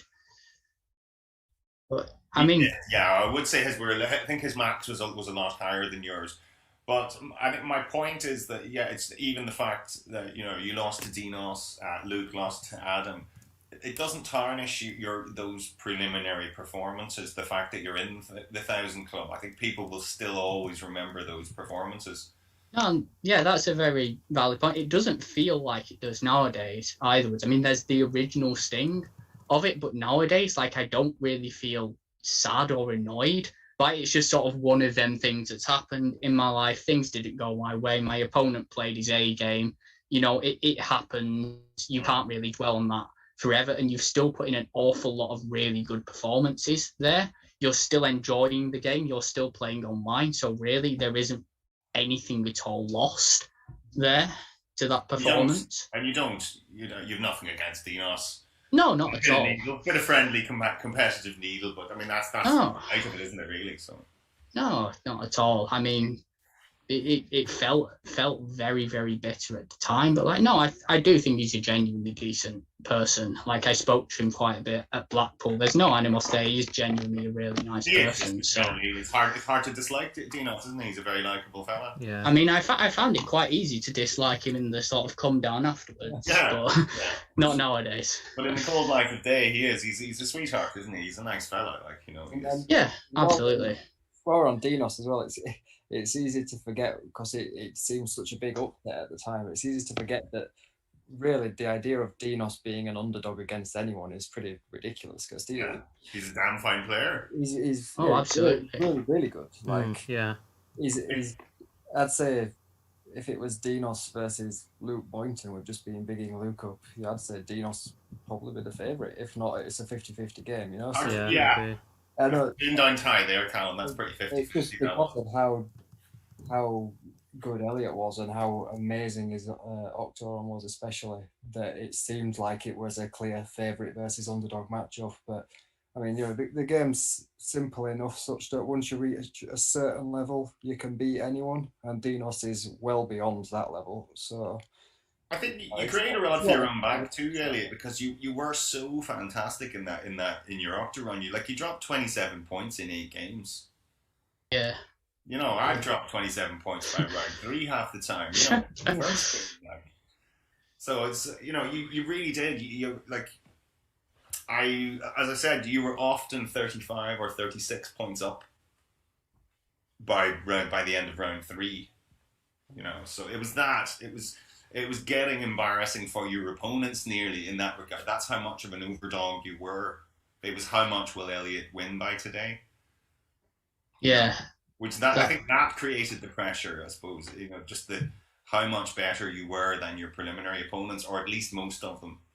I think it did. I maintained if in perhaps one of my games, in maybe even a preliminary game or a finals game, I'd been run a lot closer and had a bit of a scare. I think everyone needs that. I think everyone needs a tough game. I think a lot of people need that, and I think that's probably what hampered me, because when you're not actually used to being behind, you're used to just sort of being ahead all the game, and the conundrum doesn't really matter, but it's nice if you get it.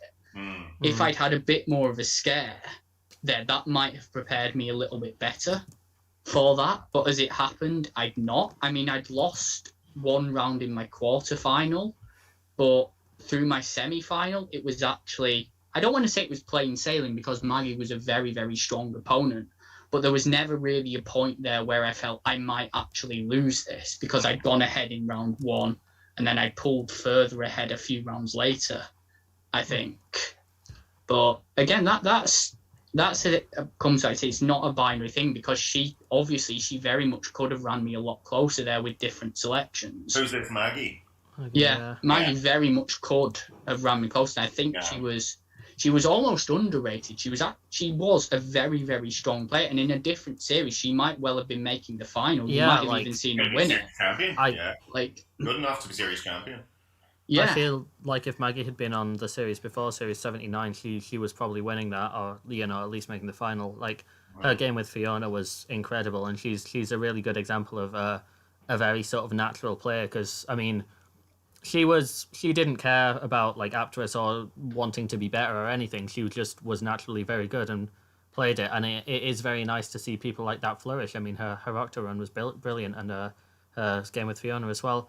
But yeah, I completely agree with the Elliot scare thing as well, because I think that personally helped me in my cock game against Stephen Reed, because Stephen's series, it was plain sailing for him the whole way, whereas I'd, had a tough game on TV that I obviously lost, and I think having dealt with that before gave me a small advantage over someone who hadn't dealt with a tough TV game. So yeah, it really does make a huge difference. I said to Ahmed probably what favourite for this series, you would think, on paper at least at the moment. But he had a tough game there recently, and that's what I said to him. I said, well, that'll stand you in good stead for the final. You need that. You need to know that you can lose. Well, even Adam Latchford with his game against James Burley, that was tough.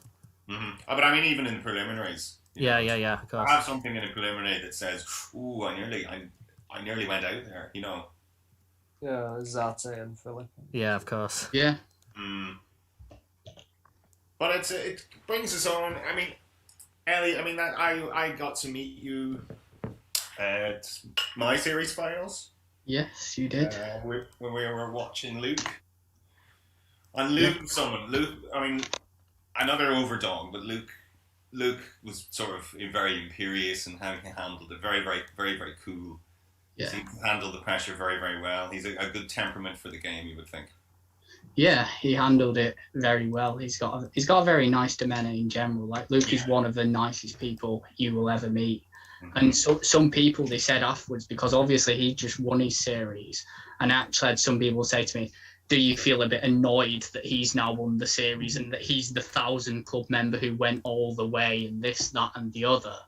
And really, no, I don't, because he's such a likeable person that you can't really hold that against him. And you know what? He thoroughly deserved that, and I'm very, very proud of him. So, I mean, I don't dictate my life by how I've done on Countdown. I dictate my life by lots and lots of other metrics. So, him having the highest score across a series, yeah, okay, he's beaten mine, but, he deserved it. He's a very likeable person, so, it doesn't matter at all. Yeah, he's a great player. And, as I say, we met you then, and I sort of got to know you through the Elvis chat and all that, and then getting you on ZoomDown was... Because I think you've had, is it you or Callum have had probably the most appearances on ZoomDown? I'm not sure. Callum? Possibly. You've had quite a few as well, I think so. Where's Stephen when you need him for the stats? Exactly. I've had 2 numberists and 2 series that I've appeared on ZoomDown. Someone said you were on 12 or 13 normal appearances, something like that. I might be. This is without the numberists. Gosh. And you're the double numbers champion as well. So you've been on ZoomDown a fair bit. Yeah, people are probably a little bit bored of me. But I know. Never. But I think that's I almost see that ZoomDown sort of helped you sort of get that monkey off your back as well. And a couple of things. You came up against Dan McCollum the first time and lost to Dan. Yeah. And then I saw a change in you. You were like determined. You were texting me going, I'm going to get him. I'm going to have a strategy to get him now. And it was... And I did. Competitiveness sort of coming out. And I really enjoyed sort of watching that. And then to see you come out and sort of deploy that strategy. Adam would have been fierce proud of you there with the strategy that you employed. It nearly worked in the semi-final as well, from what I recall. I went to a tie-break against Connor, and then I actually saw the answer originally, but doubted myself, and he buzzed in that time where I doubted myself. So, but I mean, I think it's probably fair that Connor has a ZoomDown series to his name. Like, he's got every other accolade. He probably deserves that one as That was well. a cracker. So If you've never watched the game of Countdown before, watch that semi-final of Series 1. yeah, it was a very, very good game. And Connor is damn good, Callum, wasn't it? Yeah, I remember at the time thinking like, oh, yeah, this is ZoomDown has ended up achieving like this in just what the series finals almost felt like a champion of champions, if that makes sense, because of how it was, and like it's sort of to have Elliot versus Connor in the what was the People first from different eras that you wouldn't get naturally on the Countdown COCs because they're sort of too far apart in terms of eras. Yeah, I mean, the closest thing we've ever had to anything like that on TV is probably Connor and Jack, and that was I was thinking that. special.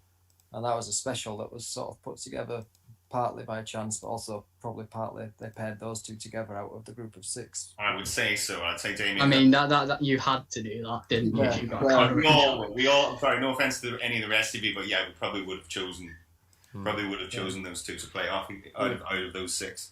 Whereas with ZoomDown, you had that match occurring naturally in the first series, and neither of those players were unbeaten at that point. So that shows like the success of ZoomDown, the quality of matches it was able to put together, and the entertainment along the way. It wasn't just put Connor on one half of the series, Elliot on the other, let them flat track bully their way to the inevitable final. It was, we saw them really tested and have some good competitive matches, but we still got the big showdown. But that's the thing about ZoomDown, Callum, isn't it? That it's, I mean, I've seen some people think that it's easier. Some people have said online that they get the impression it's easier for the lesser players to get through, but it's not. You guys, everyone who's on ZoomDown has to play people who are in and around them. They have to play their peers, and the chances of you winning is probably only around 50%. Yeah, I can get why people would have concerns if they just heard about it on paper, because you'd say, well, how good is the matchmaking really? Is it? Well, I think the evidence has borne it out that the matchmaking has worked very well, to the point where anyone, I don't think you could say anyone has had an easier run at being a Tetra champ than anyone else. I think if you're a Tetra champ, that means you beat 4 players of roughly your ability in close matches. So, and that's it's quite like the FA Cup in that regard as well. I think you can be a small team and you can beat the small teams around you. Eventually, you'll probably run into a Man United. Yeah. But the fact that you're playing well means you're in the 4th round or the quarter final or whatever, so you've got a chance against Man United. Yeah. I think because of that fact.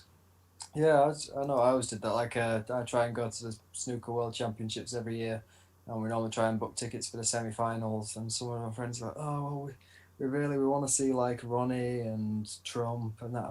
What if we end up going one year and it's one of those years where it's, Barry Hawkins versus David Gilbert?" And my answer is always, well, if they've got to the semi-final, they're playing well. So Yeah.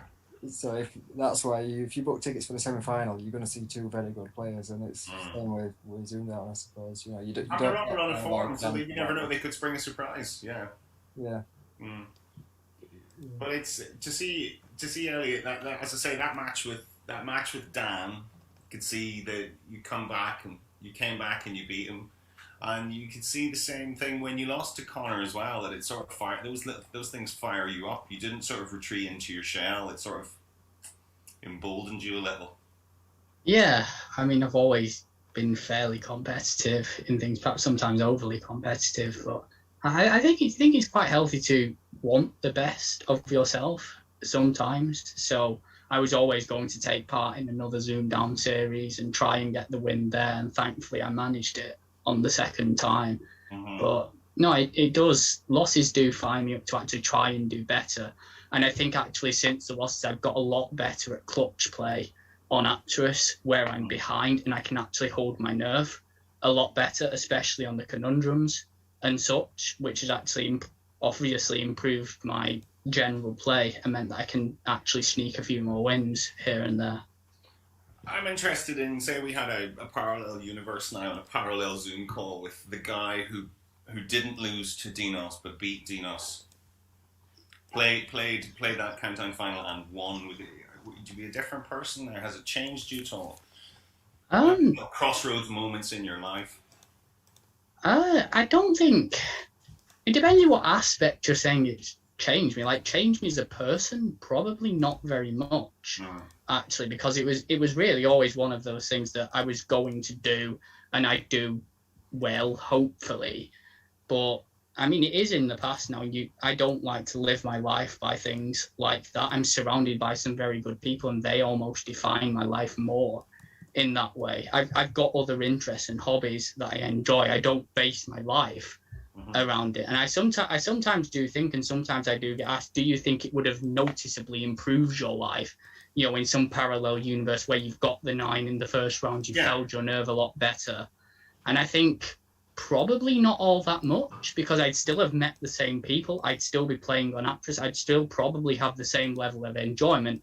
It's just I'd have one extra title to my name there. That's ultimately all it is. It's not like I'd be going around every day thinking, I am Elliott Mellor, Countdown Series champion. People should bow down and worship me. Well, they should. You mean Well, don't think that? if Tracy is to be believed, everybody should. We'll tell But- them. Of course they But should. No, I see the fire. It seemed to give you a fire in your belly. That was my point. And would you have that same fire in your belly? I mean, it's difficult. You had gone on and won 120-80 or whatever, as you were probably expected to. I mean, it's kind of difficult to say, because a lot of these things you only really know after you've actually experienced them. I don't know. Maybe it would have even diminished my enjoyment, and I've actually played less because I'd have felt I've done everything that I need to do here. Why do I need to keep sticking around? You might have retired. But, yeah, but there was that original fight. I think it's actually. I think it was definitely better because I felt like I wanted wins more on Actress. I wanted something that I could actually say that I'd won. And I know I played a number of matches with Dinos after the final because I felt I want to actually beat him this time. And I did. I mean, we've played 14 matches since, and I've won 13 of them matches. It did give me that competitive edge. And perhaps that wouldn't have been present if I had actually won. I'd have felt maybe I don't need to keep going.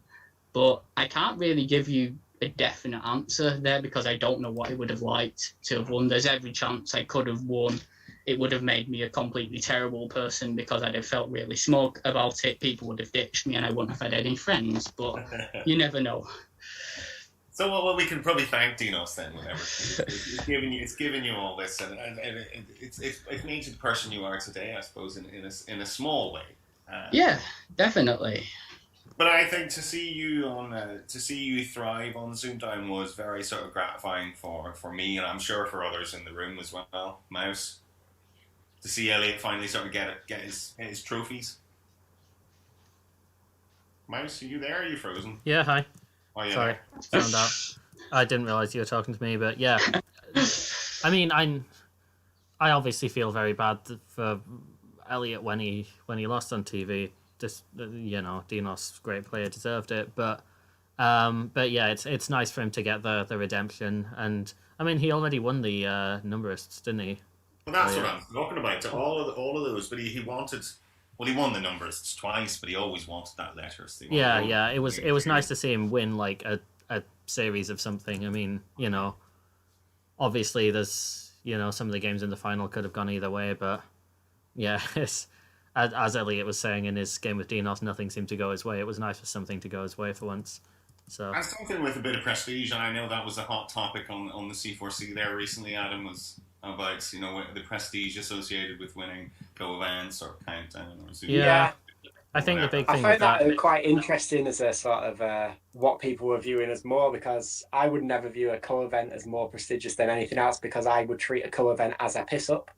But that's what I'm seeing that co-event as. I'm not seeing it as this competitive competition. I'm seeing TV as competitive competition.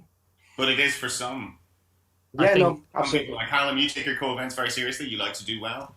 Well, no, I'd just treat them mainly as having fun, but I treated going on TV as having fun as well. So to me, they're equivalent. I'd say definitely the outside prestige, the TV, has probably got the most because people have heard of it. Like, if you take a random person off the street and say, "I won Countdown," they know what that is. If I won Colin XVI.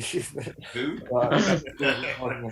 But I would say, in terms of which is more difficult, I think hell yeah, winning certainly a big co-event is a lot harder. Definitely. Yeah, but the thing is, like, sure, I won Countdown in Manchester, for instance, in 2020, which, given that during that day I beat like Callum Todd, James Horton, Stephen Reed, Jack Worsley twice. Like, that's obviously more impressive than winning my series would have been. However, there's also 50 odd co-events I've played that I didn't win. Your series, you only get one shot, and that is the difference. I think that is obviously, yeah, there's the recognition as well, but like, it's the fact that you only have one chance of the series and that's it forever, basically, is... Yeah. Well, you only have one chance unless you have two. Well, yeah, okay, but like, you know what I mean? Like, you can't just keep trying every month until you win it. Yeah, I see what you mean. You can't. You play more co-events, but yeah, if we could treat them in isolation, I think winning a co-event is. And where does the COC come into it? I don't know. COCs are a weird one, aren't they? Because I've only really experienced two, the most recent two, and they all seemed fair enough. Like, I think you could pretty comfortably say the last two COCs, the best player in the tournament won the tournament. I don't necessarily mean the favourite beforehand, because that wasn't easy to work out every time, but the player... Do you think there was more prestige associated with their victories than there would have been for series victories? Say Adam wins the next COC. How would you feel, Adam? Would that be more prestigious than winning Countdown? I mean, let's just fathom that that's a possibility. You have to be Elliot. I guess I would see that as more prestigious, because that is, them all playing each other. But for me, I think prestige and difficulty are different things, and you could do the most difficult thing in the world. It's not as prestigious as something that's a lot easier, maybe, potentially. But yeah, COC is tougher. And, you've got the whole... People remember Zarte as the third. I know Zarte won the birthday championship. I don't know a lot about the winners of Countdown. Like, it came up recently. I didn't know the first winner of Countdown. I don't know what series everyone won. I don't care that much about those little things, but I do know the bigger ones and the true elites, and that's where you get that elite status, I guess. Yeah. Through knowing that. Yeah, I think as well it depends on the background going into it. Like, so for a series champion going into Champion of Champions, it sort of confirms their status as like a Countdown champion or whatever. Well, so the pressure of being overdog because you're the favourite as well. Yeah, so like with Zate, it confirmed that he really was like one of the Countdown greats. But with Zate, who's a guy I never met Zate. I've like spoke to him on Twitter once. Like, I didn't watch him when he was about. I get the impression that a lot of people think that he was a very good player, but there were players that were better than him, but he handled his metal very well. And that's what was so impressive about him. So even though he has won everything there is to win, I still heard rumblings of, but was he that good? So I don't know where it stops with that. How do you, unless your name is Connor Travers, how do you get that prestigious? Like achievement versus what we know of people's ability. Like, so now when people debate who's the best Countdown player of all time, mostly people will talk about, you've probably got four who everyone includes now. So you've got like Connor, Elliot, Jack, and Rob. I think you have to include Rob nowadays. God level players. If you got someone who never knew anything about Countdown and you got them to sit down and watch every episode of Countdown ever, and they just watch Countdown, they didn't know about Aptras and co-events, then I think most of them probably would say Zate. He'd be up there. He'd be in the conversation. Yeah, he would. Yeah, I mean, he's accomplished a lot. I think the thing with Zate was it wasn't that he had the most insane level of word knowledge or the most insane number skills. It was the fact that he was consistently very, very good, and that his tendency to not be fazed by his opponents, and he would just go into it knowing that he had ability and he would play to that ability all the time, regardless of the situation. And that's why he has what he has. Very good to watch as well. Very sort of memorable player. Yeah. And a memorable name for a start. I've never met another Zarte. I expect never to meet another Zarte. I'd think it's safe to say, if you're purely talking about televised Countdown, I think Zate is probably number one on like the old time. I still think Connor probably edges it, but Zate's definitely recent memory mouse. Recent Countdown, obviously. Yeah, I'm probably slightly biased in that I didn't see I don't think I've ever seen anything of Connor's. You're not a big Countdown watcher, Callum, are you really? So. Right. Yeah, so I'm maybe a bit biased, but definitely Zate is a lot higher in that conversation than people tend to put him in when you just talk about who's the best player ever. And then, of course, the biggest one of all, the ZoomDown COC that we'll be doing after this series as well. That's happening? Cool. That'll be interesting, Callum. So you're in that, aren't you? You're already qualified for that. Oh, cool. That is nice. Yeah. You didn't know that, did you? Because you're not twigged you were qualified for that. Elliot qualified twice. Oh, So super. we have five places left. So it'll be the four semi-finalists from this year, and then we'll probably do one wild card, one completely wild card. Yeah, So don't know who that would be, but that would be probably a ZoomDown team pick. I would say, Mouse. We'll probably just decide. Yeah, sure. We'll figure it out. Yeah. Haven't really made any more plans. Someone to mix it up, or someone that maybe just missed out, or something like that. Yeah, we'll figure something out. Yeah. But it's been fascinating. So anyway, Elliot, so your number you won 2 ZoomDown numberists. Yes. People didn't get close to you in those at all. You wiped the floor with people. You enjoyed them? Oh, love them. Yeah. I mean, it was fire arithmetic and all that. It was good fun. Yeah, it definitely played into my strengths a lot. So, I mean, it was nice to win one and then to win the second one as well. That was just sort of the icing on the cake. Yeah. There just to get that almost little feeling of like invincibility. Like I imagine this is how Connor felt when he won the 30th birthday championship on Sunday. Like nobody can touch me now. I'm the best. I've won it all. And then you come down and you realise, well, it's only a couple of series of ZoomDown with like a max of 300 viewers. But it was great. It was good fun, but I loved it. It felt like kind of the Chief or whatever, just with the sort of the rapid fire. The Arth Conundrums I thought were they were a terrific addition. I mean, I would happily see Conundrums replaced with Arith Conundrums full time, but definitely a specialised skill. You think not everybody would be good at them, I suppose. Yeah, I think it's probably the area where I did have a very natural advantage in it, just calculations and such, and that played particularly into me on 6 small rounds, where there might be some obscure factorization that nobody else or very few people would see. Yeah. And that's always given me a little bit of an edge there. Speed of processor, you've got an i7. Yeah, I'll probably slow down a bit when I'll start falling apart. Can I tell you for 100% fact you will. I'd like to think at your age I would have given you a bit of a run. That would have been a speciality of mine. Would have been sort of quick arithmetic at that age. But yeah, I'm nowhere near as quick now. But still, I can still take you on the odd one. I think I'd like to think I could have got closer than some of your opponents, shall we say? Which is usually what people say when they go to apply for shows, isn't it? Like Adam said earlier, when you're beating most of the players that you're seeing, you're thinking, right, I'm good enough now. So I was a little bit like that on the numbers. I could have. Like to think I could have run you closer on some of those Arith Conundrums anyway. Yeah. And then you won. And then you won the ZoomDown Series 3. So what do you remember about that? Not too much. To be quite honest with you, I remember the final against Tom Kaffelman.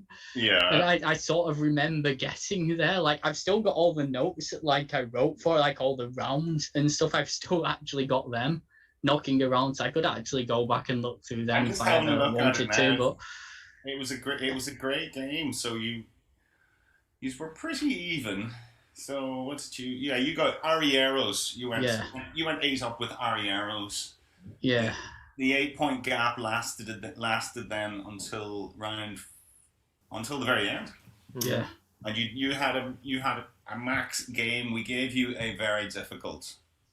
Yeah. Pants skirt. Wasn't a pants skirt. Yes. Yeah. You probably remember well now. It was Tick Pranks, I think, was described. Yeah. And then there was that moment where Tom buzzed in on 21 seconds or something. You thought, shoot, I've blown it at the last moment. It's been ripped out from under me. But Then he guessed wrong, and I thought, yes, I've actually got it. He said No. Stracknet, and then on 29 you said Pink Start, because it's one of those, it's just full of compound words that you could just make. Yeah, you could make absolutely loads from it, and if you didn't actually know what pant skirt was, and you just got a bunch of them, and you'd just be picking one random one, hoping it was right there. Like, it did ring bells when it was revealed, but obviously a very difficult word to spot. But I do remember the brief flash of panic on your face when Tom told you. Yeah, I remember the brief flash of panic on my face when Tom buzzed with that. Tom's one of those players that's if not God level, very, very close to it, Callum. You know, he's a great player. Tom has gotten a lot better. Well, I mean, he was already obviously very good. This is someone who was mediocre moving up. This is someone who was like very good moving almost to sort of godlike level. Yeah. Now, especially on Actress and that, where even if you look like Daily Jules and that, he's consistently top of them nowadays, and he can take anyone in a 15-rounder nowadays. He's got a very solid game about him. Yeah, I'd say Tom Kappelman's probably one of the best all-rounders on Apterus if you include like all the different variants and stuff. Yeah. Like Teacup's got that down. He's definitely very multi-talented there. But it was a good game, that final. It was very, very close indeed. But I'd learned from sort of previous mistakes, and I thought, I'm just going to try and hold my nerve on every single round and just hope that's enough. And it did ultimately prove to be there. But it could have gone the other way. Off, isn't he? He's not a man that sort of goes away. He's going to match you all the way as well. Oh, yeah, of course. And he's had wins against me and against everybody on Actress. You wouldn't go into a game against Tom Kappelman thinking I'm probably going to win this. I don't think you would against him. There are players where you think he was probably the favourite to win, but he's one of the ones where you think nothing is guaranteed at all. Even on like 6 small picks or whatever, which has always been my forte in the area where I've gained an advantage, he can definitely match me on them. He can even nick them off me there because he's so talented in a lot of areas. And a very lovely person as well. Actually, very, very lovely. He could have been the champion of that series as well if he got pants skirts. So that's the fine margins of this game as well, just that it comes down to. So it was that Spanish word arrieros. Yeah. What won it for you? Yeah, it's 3R word. I've seen it at some point. It seems to pop up quite often for me when I need it to, but I couldn't tell you what it means. But it's a useful word to know when you've got 3Rs in a selection. Can't remember. But anyway, cool. Thank you very much for that. That was great. Great to catch up with the both of you. Yeah. I suppose we should take some questions from the chat, Mouse. Are there any questions for our guests? Yeah, okay, hi. Any questions? Have they not been asking them all along? No. Oh gosh, we probably have, but let me look through. Well, we'll let them ask their questions, and we'll talk about Anne Robinson. And so who wants to start? Who wants to come in on that? Yeah, get your questions in chat, and I'll come to them at some point in the next. Callum, we'll start with you. What do you minutes. make of Anne's appointment? Well, I've not seen any of her episodes yet, so I None can't of them. make a qualified judgment. But from what I know of Anne Robinson in general, which, like everyone else is, I've seen The Weakest Link before. She seems good. She's like definitely very experienced. It did strike me as an odd appointment at the time, given that I think the only real reason Nick gave for why he was stepping down was related to his age. Because he was 76, and then they hired a 76-year-old. Yeah, so it felt like the reason for the change of host was age, to then not change that one variable seemed a bit odd. But like I say, I think Nick was really good. So if they were thinking, oh, can we just get sort of more of the same, basically, but we want someone who's can hit the ground running because they're experienced in hosting a TV game show and that. And they couldn't really have done much better than Anne, I suppose. Yes, she was seems like a pretty natural appointment. I've not heard how it's gone. I don't know. I suppose she's Bovril or she's Marmite for like we see in the Facebook group that there's some like her and there's some that sort of clearly don't like her. But I don't think she's too bothered about that sort of. No, I'm sure she's had that her whole career, hasn't she? Pretty thick-skinned, I'd imagine. What do you make of her, Adam? I think as a player, she would really suit me. Someone who can who's going to just randomly have a go at you at little points, and in terms of her banter level, and would do that to the opponent as well, and you'd give a bit back. I'd sort of relish that sort of challenge, and it wouldn't throw me. But I feel sorry. The big thing I have against Anne is the opponent, so the challenger, who is losing and then gets gypped against, which can happen. And whenever that happens, I just feel terrible because this is their one chance on the show. They feel bad already, and that it didn't sit comfortably with me. Like, make fun of the champion, make fun of someone who's won 5 wins, do that all day long. But someone on their first game in the challenger, nervous, just little bits I didn't really enjoy. But at the same point, like, I think it's Even though it would have TV. suited you, even though you would have handled it well, but you would have found. That's the sort of thing that I'd like. I'd like someone to sort of like, you know, it wasn't the same sort of level because it was bantering with me rather than at me. But in the final, Rufus Hound and me were going like back and forth just between rounds, and he was giving me loads of jip. And he made a comment in the semi-final that it was the last chance for a seeding upset. And then in the final, obviously after I beat him, I was like, oh, so has Luke won then? If that was the last chance for a seeding, and I'm just like having like back and forth at each other across that. And that's the sort of thing that would suit me. So as a player for me, and as a viewer, I like Anne. As a sort of player for the community, I think as the challenger, that's where I'm not enamored with her. I would say. She doesn't really stick to the script, shall we say? You know, she would sort of like, you know, you'd be 4 letters in, and then she'd ask you a question or something. Oh, by the way, you know, why do you choose consonants? Something you're like, well, I'm in the middle of choosing those consonants. It did happen actually with Colin, in that it wasn't in the middle of the round, but it was just before a round with me, where he was just like, so what books have you been reading recently? But it was like just before a round, and I don't read, but I can't really say that on Countdown. Yeah. Because it's an intellectual stress. I was like, and that actually threw me for that one round. But then he did it again a couple of times, and by that point I was sort of settled with it. So I do get that. Yeah, I suppose we're used to the conventions of the game and stuff. Even on ZoomDown, I suppose you'd never do it. Yeah, you'd never do it mid-round. What about you, Elliot? How would you feel if you had to deal with Anne? I mean, I prefer to file that under the things that I'll deal with it at the time. If it comes, that's sort of how I filed it. What would your strategy be against her? Would you sort of keep your head down, or would you take her on? I don't know. I think I'd possibly take her on and try and match her a little bit there if she. Because she'd be, you know, she'd have some slags for you. She would be, oh, you're that one from. Most people do, so I'm kind of used to. You know it's coming. You know it's coming, so you'd have to be ready for it. Yeah, I mean, yeah, bring it on or whatever. Like that will happen when it comes to it, possibly in the next CFC or whatever. If she's still the host, then so I don't know. We'll see.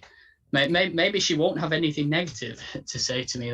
That's a possibility. Yeah, that's a slim chance. I think she almost seems disappointed when she's run out of sort of things to sort of. Yeah, I mean that is kind of Anne Robinson for you, though, isn't it? Like on virtually anything that she's hosted.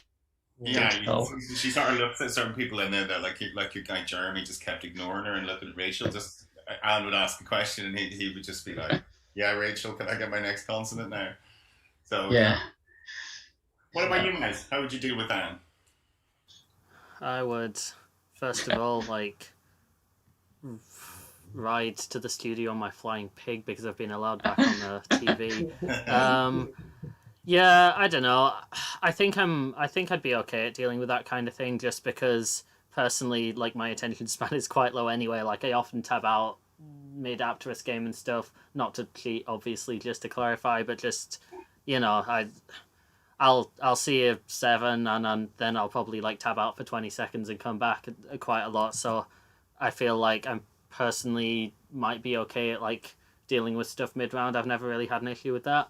In terms of like what she'd actually say, I mean, what could she say that I haven't said about myself or plenty, I think. You know, that's her forte. I don't know. Good at finding stuff to sort of wind you up a little bit. I'm always very like wary of like trying to banter back with hosts on TV, because sometimes when people try something and it doesn't land, it does look very awkward. You get people on the case a lot trying That to was a little awkward, wasn't it? That guy. Who was the guy that was the comedian? It was just force in a. Yeah, but it's when you have the contestants and they're trying to make the same babs at the chases that Bradley usually does, and sometimes it's very funny, and a lot of the times it's not, and I wouldn't want to be one of those people. So I probably would come in thinking like, oh yeah, I can say this to Anne if the moment's right, and it'd be great, and then I just wouldn't say anything. Yeah, then the camera 2 light comes on, and you're like, yes, Anne, that's right, Anne, yes. I think we need to get Andy Platt back on. I think that was. Maybe he'd be the right match for her. Yeah, I think so. I think Andy Platt would be a great host, to be honest, if they're looking for one after Anne goes. Okay. Nice. So, have we any questions for the boys? Mouse. Well, we had what is the airspeed velocity of an unladen swallow. Who are you so wise in the way of physics? Science, but close enough. Science. A few other things we've got. Has Callum been napping on and off throughout this? And then speaking of Callum, we've got mentions of John Carpenter saying we should talk about some of the people who aren't like the Elliott Mellors of the game. And his name dropped a few. I'm going to talk about Callum Carton because Blackpool was the first time I got to properly hang out with him, and Callum Carton is amazing. Huge fan. Yeah. Good mod of Countdown as I hear too. We never talked about Blackpool, really, didn't we? We sort of Blackpool was we sort of left that to talk to you boys. So that was your first experience. We'll start with you, Elliot. It was your first experience of a co-event. What do you make of it? Yeah, loved it. I mean, I've already sort of signed up for the next one. It was brilliantly run. I mean, just to see everybody there, and especially obviously there'd been a load of restrictions and all that la-di-da before, but to actually have an event that felt in a more normal capacity and be able to mingle with people I really liked was really good. Great turnout. So, wasn't there 60 odd people as well? Yeah, there were a lot of people there, and many of them very, very nice people as well.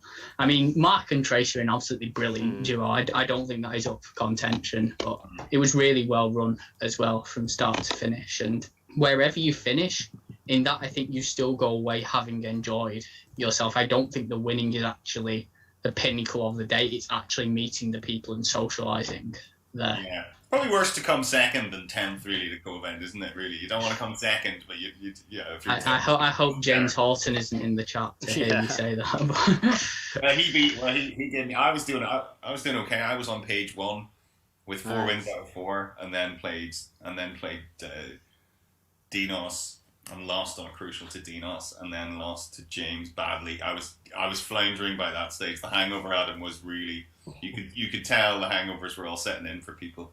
You could see sort of pasty grey faces and stuff like that all around the room. So, obviously I would have beaten James if I hadn't been so hungover. But he played really well. He was a great. There was.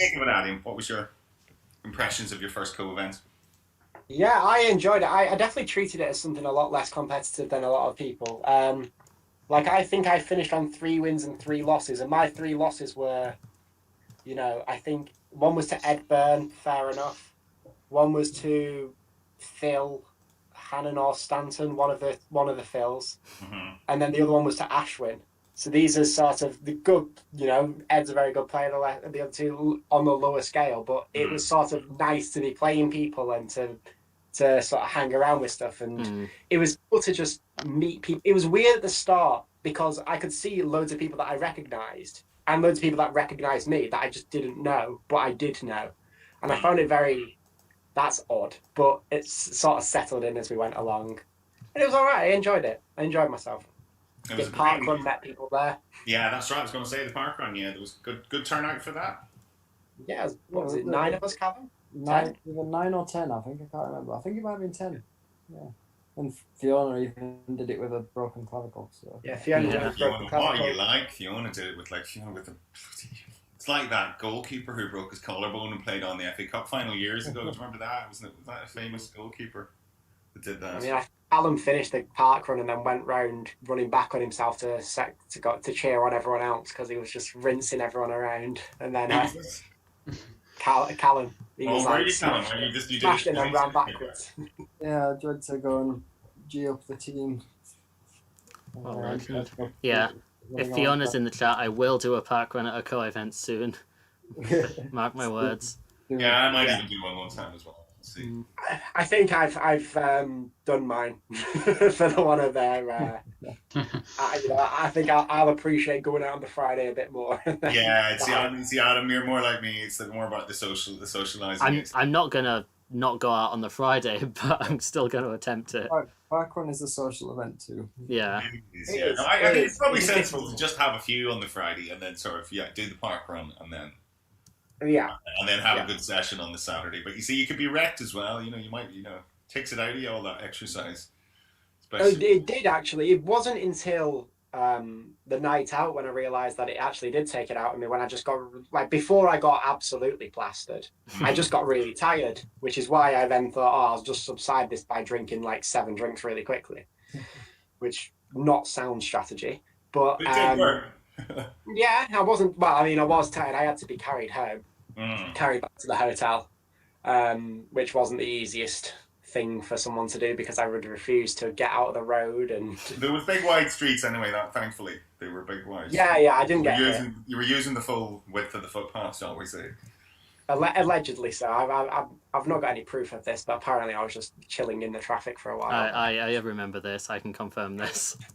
I felt tip top the next morning. It has to be said. It does. It's just when you have such a good night. I hadn't had a good night out in 2 years. And to have it just felt great the next morning. It was, when you wake up with a smile on your face. You're hungover, but you've a smile on your face. Yeah, I wasn't like that. I was like, it was a good night, but I was very bad. And then I decided to go to the pleasure beach. Not the best decision, but I managed to get around it. Yeah, roller. Yeah. I went on the big one first. That was interesting, hungover. Then I went on the twistiest ride I've ever been on, and then I stumbled around to a couple of very tame rides and then was like, I can't, I've got to go home. Teacups are bad. Yeah. There's a ride with a plane where it just goes round in a circle and it goes up, and I used it just to get some air. I needed to get away and just relax myself. But overall, I did enjoy the co-event. I'm going to Co-London, whenever that is. Nice. I don't think I can do the Manchester one. I was eyeing that up. I'm eyeing up a couple of others, but it's a bit more difficult for me to actually get the time. But I'll have a look. Sort of thing. We will. Hopefully we won't have as long a hiatus as we had since the last podcast. He's a little bit more regularly now. So we should have all the up-to-date co-event information as people need it. Yeah. And in the meantime, like I said, just keep checking the vocalcountdown.co.uk upcoming events. Mm-hmm. I'm going to use this opportunity to plug Colin. Don't be fooled by the fact that it's in the middle of absolutely nowhere. Come to that. Come for the weekend. It is, it's the one that's been running since 2005, and it is so much fun. It's traditional now at this stage, isn't it? It is. So anyway, we have questions for our boys from the chat. Let's finish with some quick-fire questions if we have some. They seem to be... They're very chatty. They're not particularly... They're not asking questions. They're chatting questiony, which is perfectly fine. They're just chatting about Blackpool and parkruns and all the stuff we've been mentioning.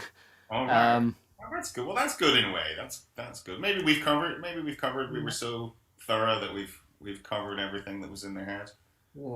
Yeah. No, did we just see Elliot take a swig of Pepsi too? Was that for balance? Because I think I saw Adam with a can of Coke earlier. So yeah, we've got to get the merch deals in. Get some sponsorship ads, can you? Well, some people want to be sponsor the 1,000 Club. Some people want to sponsor the Champions. It's a bit of a who's going to get what. So I've took the Coke banner this time. Well, if we are going for sponsors, I suppose we should. Will we wrap up then? It's 4:10. So it's been very good. I hope everyone's enjoyed it. How have the chat enjoyed it, Max? Have they been? Yeah. Okay. Before we finish, chat seem to have. Chat have been pretty active. They seem to have liked it. We do have a question, and I think it might be worth discussing.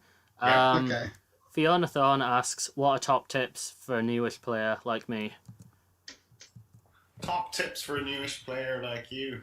I think you've heard a lot. You've heard a lot about strategy, not fearing defeat. don't care whether you win or lose.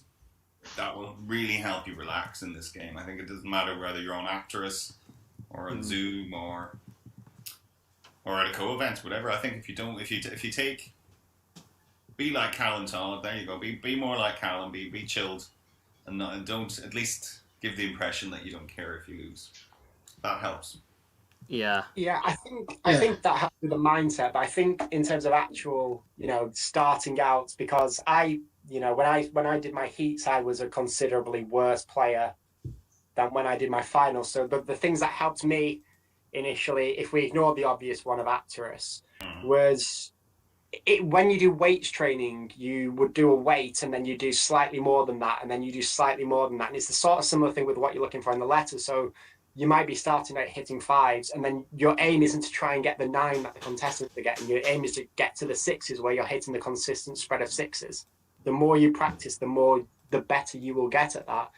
And you're on your own level. You're not trying to compare yourself to the person who's just like Ahmed on TV, because that'll demoralize you. You want to compare yourself to the challengers. You want to compare yourself to people who are more on your level and get to the point where you're consistently managing to beat them just by literally practicing and aiming for 1 up. So if you can see a 5, go for a 6. Don't necessarily, when you're starting out, try for the 9, because you might miss it and miss everything, is one thing I'd say. Good advice. Callum, maybe something I'm not sure you said, but yeah, no, it was something you said. I'm badly paraphrasing it, but that Zen thing of not staring at the letters too hard, just almost have them out of focus. I'm completely butchering what you would have said originally, but that's letting your subconscious mind do the unscrambling rather than your conscious mind. Yeah. So is that what works for me? I mean, I think that is something that more comes after you've got a bit of experience. Everyone says with any competitive pursuit, whether it's a sport or whatever, you want to be in that sort of flow state where you're not thinking about it too much. Yeah, I'd say for a new person, it's just, well, there's 2 parts to it. Like Adam said, there's the mentality side, which I think we've touched on. Elliot and Adam have both told about their mentality, and I think you can learn a lot from these 2 guys and what they've did.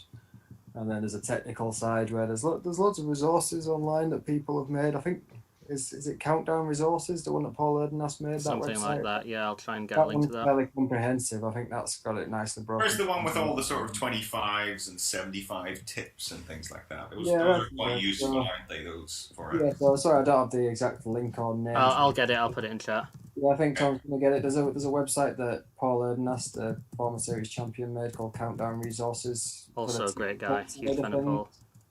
Yeah, that's probably, as far as I know, it's certainly the best place where all that information is put together and structured as fairly comprehensive in there then. Yeah, it's the most comprehensive place. So for the technical side of things, that's probably a good place to go. But I think the most important thing is mentality, and if you just listen to what Elliot and Adam have said in particular in this episode about their mentality, you can learn a lot from these guys. Mm-hmm. And if I can add, make sure you're enjoying it. Like, if there's any point where you're finding that you're burned out or that you're not having fun playing, just stop playing, do something else for a few days or a few weeks or however long it takes.